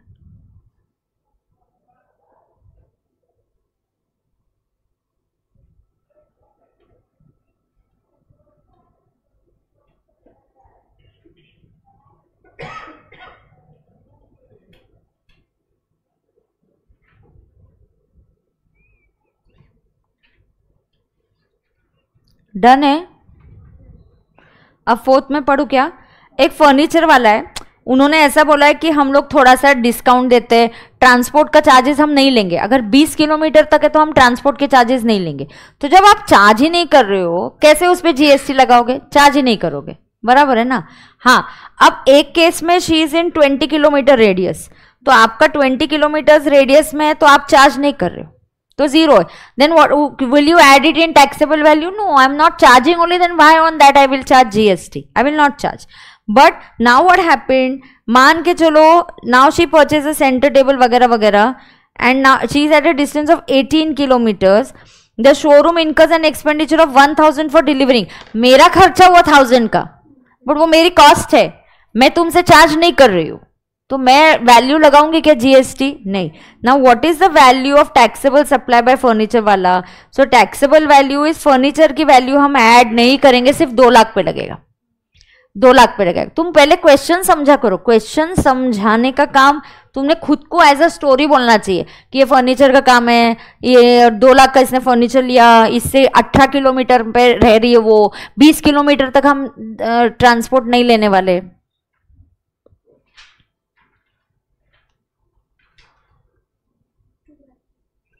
करेक्ट है. Then what do we say? Then we say that about, ये जो 1000, हाँ नाउ अबाउ कहाँ रहने लगी, हाँ अगर उसका 50 किलोमीटर अवे हो गया तो 50 माइनस 20 30, और ऐसे एवरी 30 किलोमीटर के लिए कितना लेंगे? 10, तो 300. So now what will you charge GST on 2 lakh 300? 2 lakh plus 300. हाँ, मुझे वो ट्रांसपोर्ट और टेम्पो वाले को 1000 रुपीज देना पड़ा, वो मेरा और उसके बीच का वो इनपुट है, वो अलग बात है. लेकिन मैंने क्या मेरे सप्लायर, मेरे रेसिपिएंट से चार्ज किया? नहीं. पहले केस में नहीं चार्ज किया, सो वैल्यू इज 2 लाख. दूसरे केस में मैंने 300 चार्ज किया, तो वैल्यू इज 2 लाख 300. अंडरस्टूड? पक्का? Okay. AK Foods Private Limited gets an order for supply of processed food from a customer. Processed food from customer. The customer wants the consignment tested for gluten-free or chemical residues. AKJ Foods Private Limited does the testing before supply and charges a testing fee. तो मैंने testing किया और आपसे testing फी भी charge किया. For the same from the customer. AK Food Limited argues that such testing fee should not form a part of supply for consideration as it is a separate activity. Is the company's argument correct in the light of section 15? So no. Any additional things that you have done, is it in relation to supply? Yes. Is it before the supply has been delivered? Yes. आपने बोला यार नहीं मुझे ये जो food product चाहिए gluten free है या नहीं, तुम टेस्टिंग करके ही दो, सर्टिफिकेट होगा तो ही मैं आगे बेच पाऊंगा. बराबर है कि नहीं? तो हम क्या करते हैं, हमने testing charges is any incidental charges charge by the supplier in relation to supply done on a before delivery of the supply should be added in taxable value under section 15(2) of the CGST act 2017. बराबर? Examiner impressed. इतने easy questions नहीं आएंगे, इस भ्रम में नहीं रहने का. ये कॉन्सेप्ट क्लियर हो रही है. पहले क्या सॉल्व करने का, इसके लिए पास पेपर्स सॉल्व करो. VOS के तो पास पेपर्स 2 क्वेश्चन होते हैं. पहला क्वेश्चन ITC पे रहता है और दूसरा क्वेश्चन किस पे आता है, VOS. तो हर पास एग्जाम के आप क्वेश्चंस निकालो, मेरे कंपाइलर ले लो, क्वेश्चन लो और हर एक का VOS का आप आंसर सॉल्व करो. एटलीस्ट आपने 3 to 4 अटेम्प्ट्स बैक आप जा सकते हो. एटलीस्ट MTPs RTPs सब कर सकते हो. VOS कंप्लीट करो. फिर जब ITC सिखाऊंगी तब ITC कंप्लीट करना. TOS भी कल सिखाऊंगी, TOS वाले भी क्वेश्चंस आप कर लो. सप्लाई पे तो ऐसा ही आता है, ये सप्लाई है या ये सप्लाई नहीं है. उसमें उनको इंपोर्टेशन बहुत पसंद है तो आप इंपोर्टेशन उसको अच्छे से करो. बार API में से शेड्यूल 1 का उनको पसंद है. 2-3 ऐसे एडजस्टमेंट जो उनको पसंद है. क्लैरिफिकेशन उनको बहुत पसंद है. तो सारे क्लैरिफिकेशन फिर से सप्लाई के रिवाइज करो. आज से लेके एग्जाम के डेट तक GST को आपने छोड़ना ही नहीं है. Don't give every day do GST 1 hour every day, 1 hour every day. And then बीच में कभी तो भी आप 2 दिन दे दो, पूरे 2 दिन में आप पूरा रिवाइज कर पाओगे GST.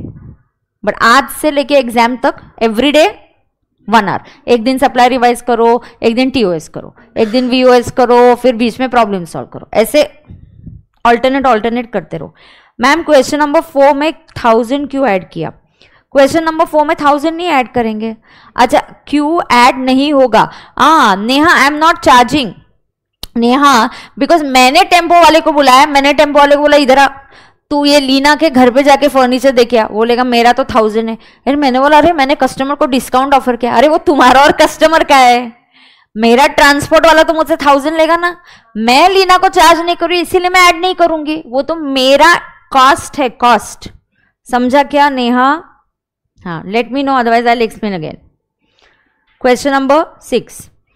A philanthropic association makes a substantial donation each year. So it is making a substantial donation each year to a reputed private management institute to subsidize the education of low income group students who have gained admission there. Philanthropic का मतलब होता है जो charity करते हैं. जैसे हम बोलते हैं कि Bill Gates is a philanthropist, तो मतलब a person who does charity. The fee of these individuals is reduced. The fee of this individual is reduced, thereby coming to 3 lakhs as compared to others. पहले ये price 5 lakh था, तुम्हारी subsidy की वजह से अब मैंने प्राइस 3 lakhs कर दिया. Is it linked to supply? Yes, this is a subsidy which is linked to supply. कि तुम सब्सिडी दे रहे हो इसलिए मैं कम कर रही हूँ, तुम सब्सिडी दे रहे हो इसलिए मैं क्या कर रही हूँ, कम कर रही हूँ. हाँ 1 मिनट ये फिनिश करते ना, देन यू आस्क.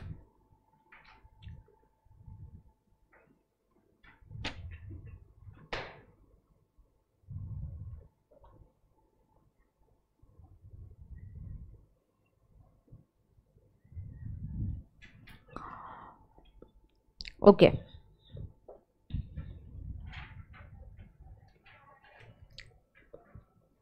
पहले ये फिनिश करती हूँ. हाँ तो what would be the value of service of coaching क्या होना चाहिए? तो हर स्टूडेंट के लिए आप कितना 3 लाख आप किससे लोगे? स्टूडेंट से। और आपको 2 लाख कौन दे रहा है? Non government. Is it link to supply? Yes. तो मैं टोटल कितना लूंगी? 5 lakh. So this is as per section 15(2). हम कितना चार्ज करेंगे? 5 लाख। बरोबर है ना? हम कितना चार्ज करेंगे? 5 लाख। क्यों? 3 लाख स्टूडेंट से ले रहे, 2 लाख नॉन गवर्नमेंट है, लिंक टू सप्लाई है। सप्लाई से लिंक नहीं होता तो मैं एक एक फी स्टूडेंट की कम नहीं करती। आपकी सब्सिडी, आपने बोला नहीं स्टूडेंट से 3 लाख दो, मैं 2 लाख दे रहा हूं, this is link to subsidy supply. हाँ बोलो, क्या डाउट है तेरे को? कौन से इसमें डाउट है? हाँ बोलना।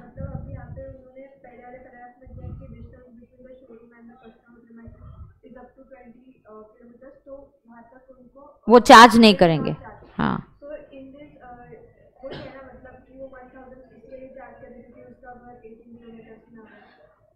मैं तुमसे कितना चार्ज करूंगी वो अलग है। यहां सवाल है कि आई इनकर्ड एक्सपेंडिचर ऑफ 1000, बट मुझे स्कीम देना है, प्रमोशन देना है। मेरे को टेम्पो वाले ने 1000 लिया, बट मैंने कस्टमर को क्या प्रॉमिस किया है कि हम फ्री में देंगे। इसीलिए मैं बिल में ट्रांसपोर्ट ही ऐड नहीं कर रही हूं, तो उस पर जीएसटी कैसे लगाऊंगी? I am not charging it ना to my customer, I am charging only 2 lakh. Yes yes, it is free, that is why I am not including it. That 1000 is my tempo charges, मेरा खर्चा है वो।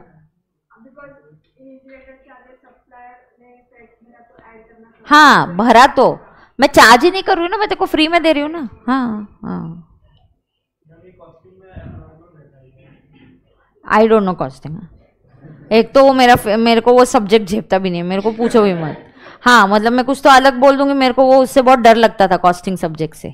Inter में तो भी लगता था, फाइनल में था क्या, मैंने कैसे किया मुझे याद नहीं, मेरे को 25 साल हो गए, मुझे वो याद भी नहीं करना है अभी।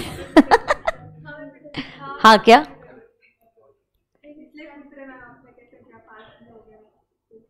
हाँ हाँ, नहीं मुझे याद नहीं है अभी वो कैसे मैनेज किया, अभी वो याद नहीं है। हाँ बहुत इजी था, करेक्ट, तभी तो बहुत इजी था। चलो आगे जाएंगे। हाँ नहीं याद है रे, इतना ओल्ड मार्कशीट अभी कैसे याद, 25 साल हो गए। हाँ रैंक आया ना, रैंक सर्टिफिकेट मुझे याद है क्योंकि वो रैंक सर्टिफिकेट मेरे ऑफिस की केबिन में लगे हुए हैं। सर्टिफिकेट ऑफ प्रैक्टिस का एक सीओपी है, एक 2 रैंक सर्टिफिकेट लगाए हुए हैं, तो मेरी केबिन में ही है, तो फिर है ऐसा। That is why I know. अभी मार्कशीट क्या कौन याद रखेगा इतना। हाँ पार्टी। चलो चलो हम क्वेश्चन क्या चाहिए तुझे? इंडेक्सेशन करके। क्वेश्चन 7 करो, चलो 7 और 8 कंप्लीट करते हैं। हाँ 2000 में। हाँ मेरा मई 2000 में इंटर का अटेम्प्ट था और नवंबर 2001 में फाइनल का अटेम्प्ट था। ऐसा हमने फाउंडेशन के बाद आर्टिकलशिप होता था हमको, तो मैंने तो आधा टैक्स आर्टिकलशिप में ही सीख लिया था।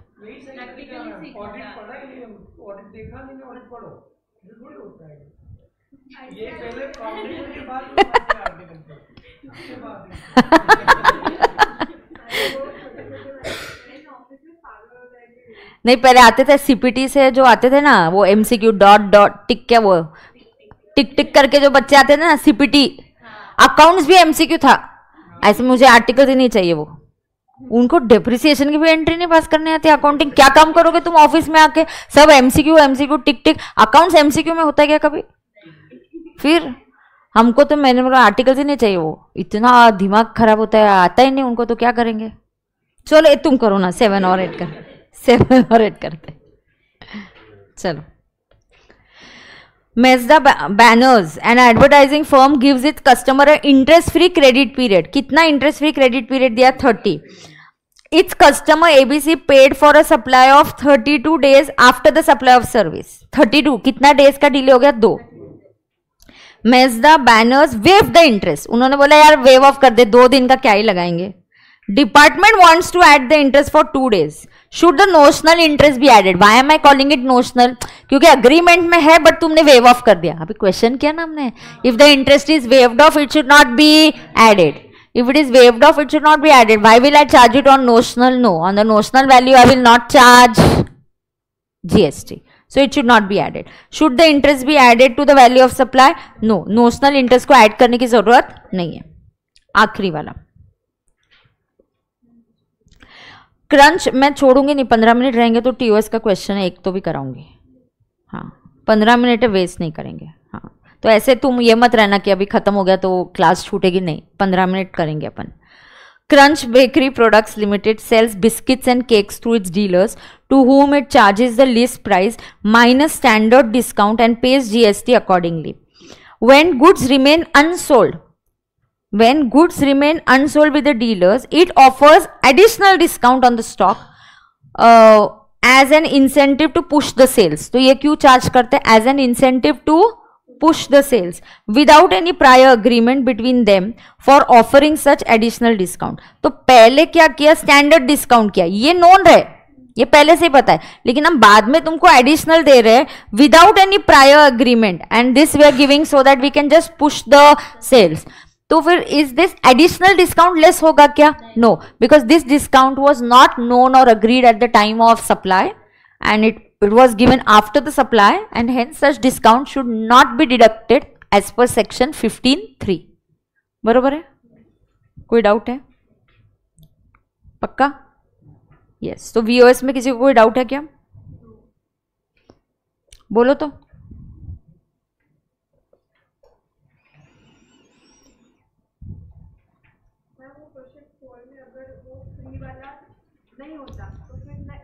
तो तू जितना चार्ज करेगी उतना हम लगाएंगे.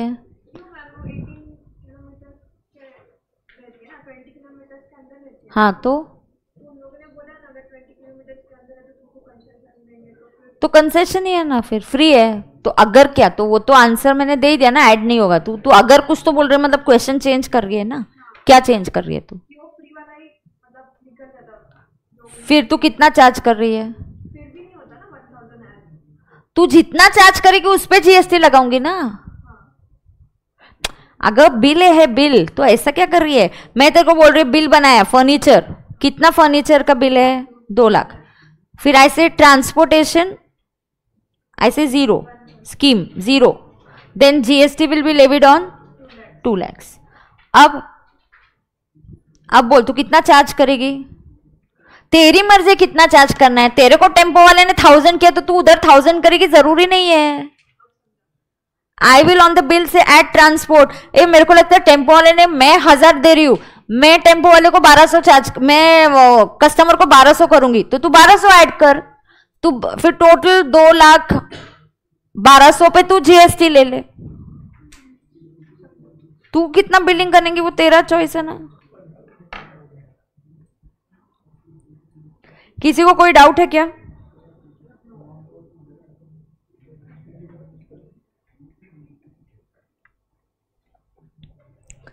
चलो, ये डाउट है क्या? मैम आपके कंपाइलर के क्वेश्चन हो गए, उसमें सारे मॉड्यूल के ही question.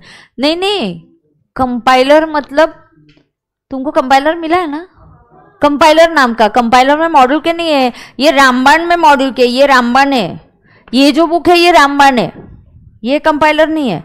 You have additional compiler, उसमें पास क्वेश्चन पेपर्स आरटीपी एमटीपीज है.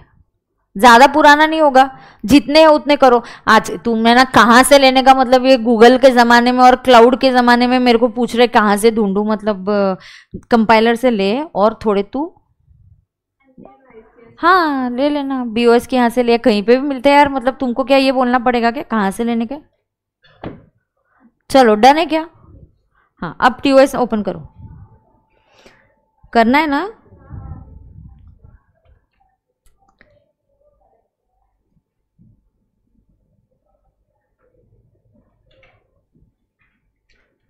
किधर है टीओएस का ओपन?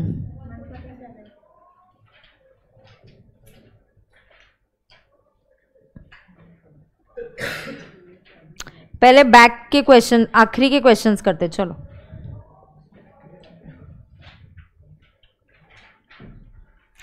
चलो पहले ये ओपन करना। TOS is a very mechanical chapter. हाँ मतलब वो एक दिन वो टेबल तुमको चार्ट बनाना ही पड़ेगा और वो रोज बनाओ। 1-2 पेजेस में तुम्हारा टीओएस का चैप्टर खत्म होता है, वीओएस 4 पेजेस में खत्म हो जाता है ना। चलो स्टार्ट करते हैं। जो भी है तो जितना भी टाइम लगेगा उतना।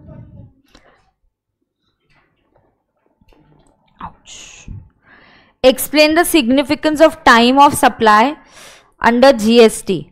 What is the significance of time of supply? अच्छा GST में can you get a theory question? हाँ एक हाथ थ्योरी क्वेश्चन आता है, इनकम टैक्स में नहीं आता, बट GST में can you get a theory question? Yes you can. एक 4 मार्क्स 5 मार्क्स का थ्योरी क्वेश्चन आ सकता है, आपको आता है। और वो ऑप्शनल्स होता है ना, कभी कभी ऑप्शंस होते हैं तो ऊपर भी एक थ्योरी होगा नीचे भी थ्योरी होता है, ऐसा मतलब एक हाथ थ्योरी क्वेश्चन तो तुमको अटेम्प्ट करने के लिए आ ही सकता है। अब explain the significance of time of supply. What is the significance of time of supply? Time of supply is that point of time when the liability to pay GST arises. So what is time of supply? It is that point of time when the liability to pay GST arises. Is that point of time when the liability to pay GST arises. It is that point of time when the liability to pay GST arises.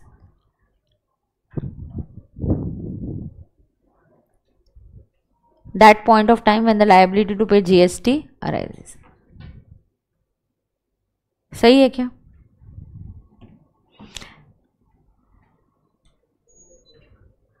आगे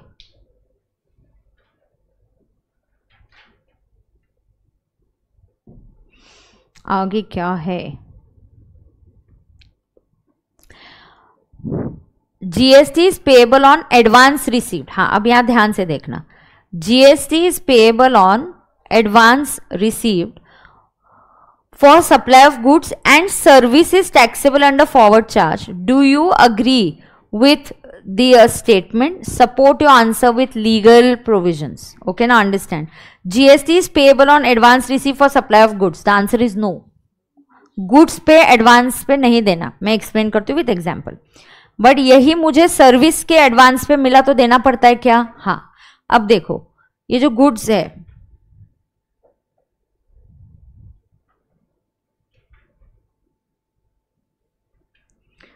अब मान के चलो goods के लिए मैंने invoice raise किया 10 अगस्त को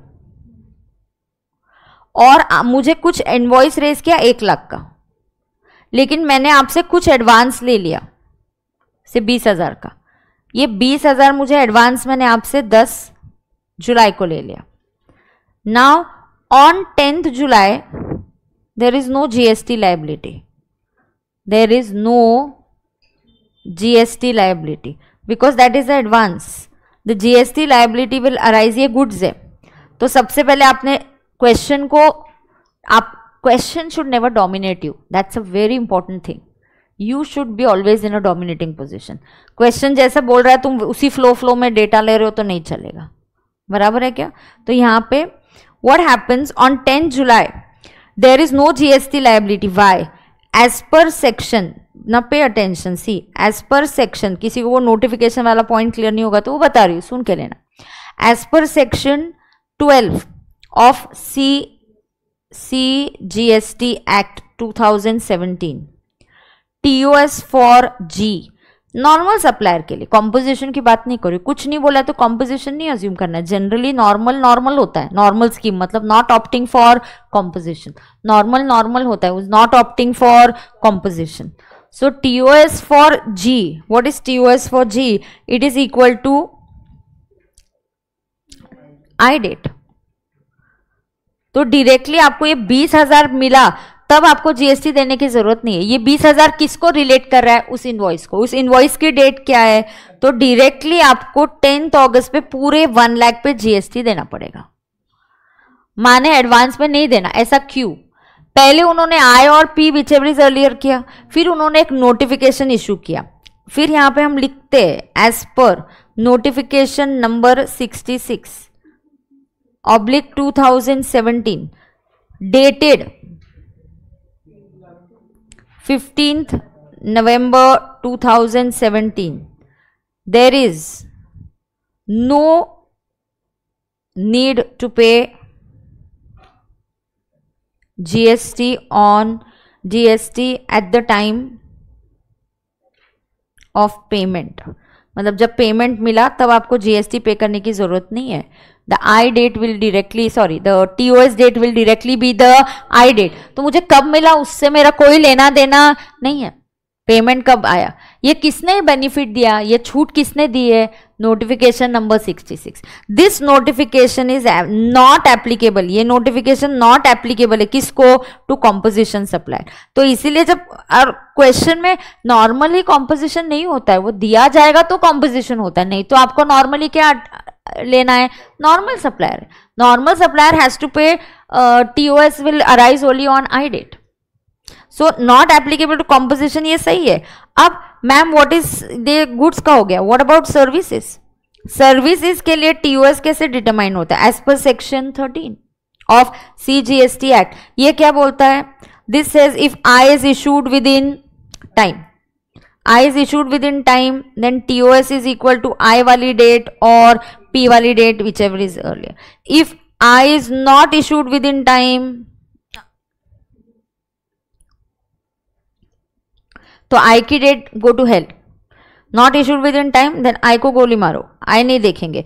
फिर सर्विस कंप्लीशन वाली डेट और P date, whichever is early. Do you realise there is always a P date mentioned. What is service के पहले पेमेंट आ गया तो वो टीओएस हो जाएगा. व्हाट इज इनवॉइस से पहले पेमेंट आ गया तो आपको तभी जीएसटी देना पड़ेगा. That means on services I am liable to pay GST even if I receive the advance, but on goods I am not liable to pay GST on the advance received. Services में I am liable, but goods पे I am not liable.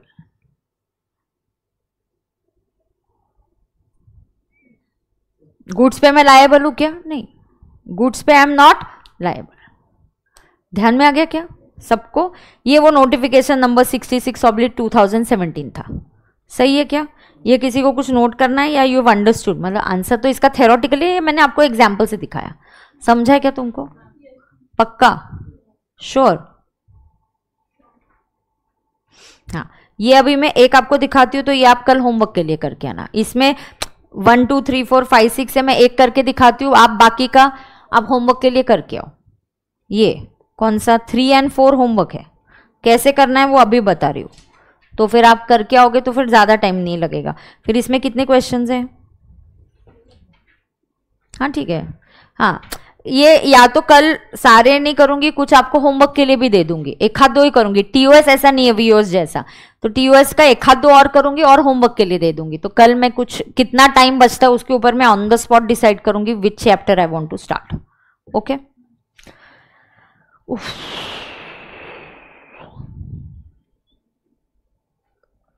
चलो ये एक बता देती हूँ आपको.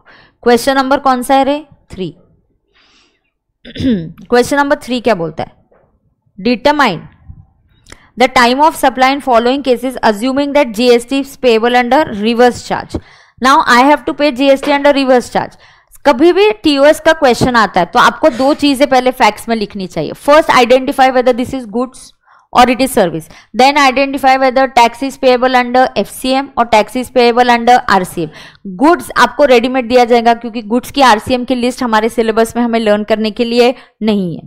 तो यहाँ क्या होने वाला है, टाइम ऑफ सप्लाई में अज्यूम किया जा रहा है कि GST is payable under reverse charge. Receipt of goods बोला है, माने क्वेश्चन नंबर 3 में सबसे पहले आपने कैसे सॉल्व करना है. क्वेश्चन नंबर 3 में आप लिखोगे फैक्ट्स. फैक्ट्स में होगा this is supply of G. G के बाद आप लिखोगे this is FCM.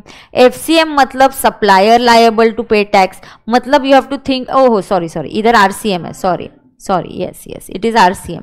It is RCM. That means you have to say recipient is liable. अरे so who is liable in this case, recipient. So इस case में कौन liable है, recipient is liable. कौन लायबल है, रेसिपिएंट. बराबर है. अब रेसिपिएंट लायबल है तो पहले तुम टीओएस डिसाइड कर लो.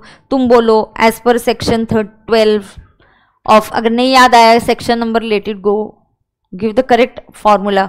टीओएस इज इक्वल टू, अब रेसिपिएंट के व्यू पॉइंट से, ओ जनरली तो आई डेट होता है, लेकिन यहाँ तो सप्लायर है ही नहीं, यहाँ तो रेसिपिएंट है, तो वो तो आई रेज ही नहीं करेगा, तो आई कौन रेज करेगा, आई तो सप्लायर रेज करता है, इसीलिए भी से 31st डे फ्रॉम आई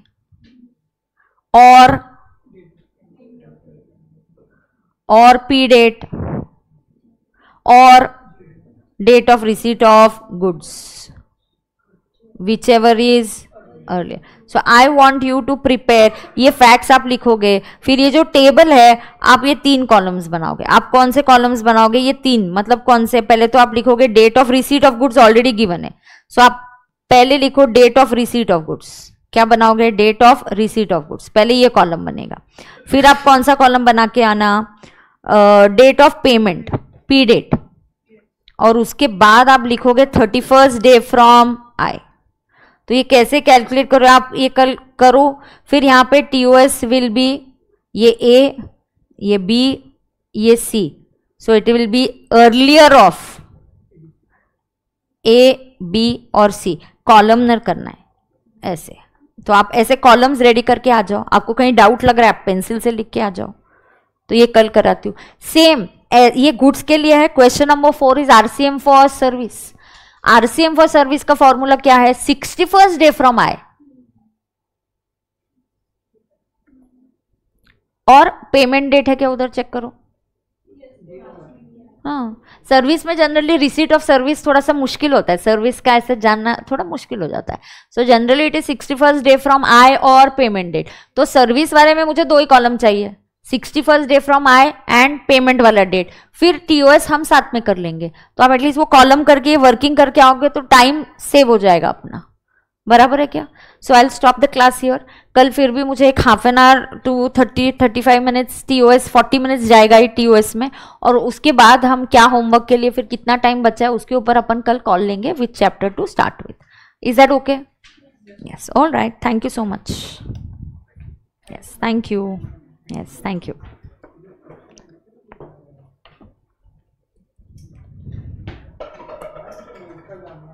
क्या? हाँ हाँ, बोलना, आजा। हाँ बोल। वो लेस हो चुका है।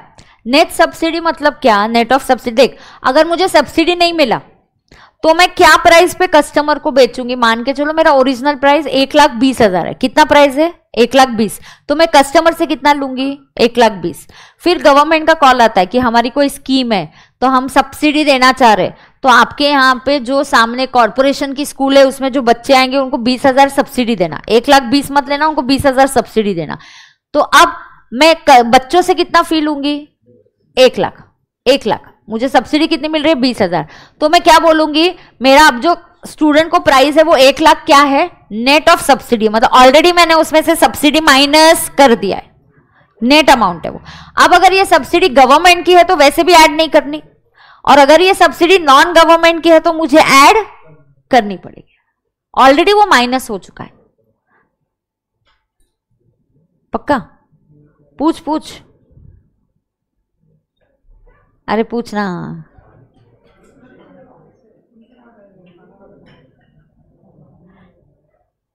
अरे तो पूछ सकता है, ऐसे कुछ नहीं है। मैम एक डाउट था। हाँ बोलना हर्ष। मैम एक डाउट था, फिर मैं बोलूंगी हाँ हर्ष पूछ, फिर तू बोलेगा मैम पूछू क्या। ऐसा नहीं खेलना है, डायरेक्टली डाउट ही पूछना है।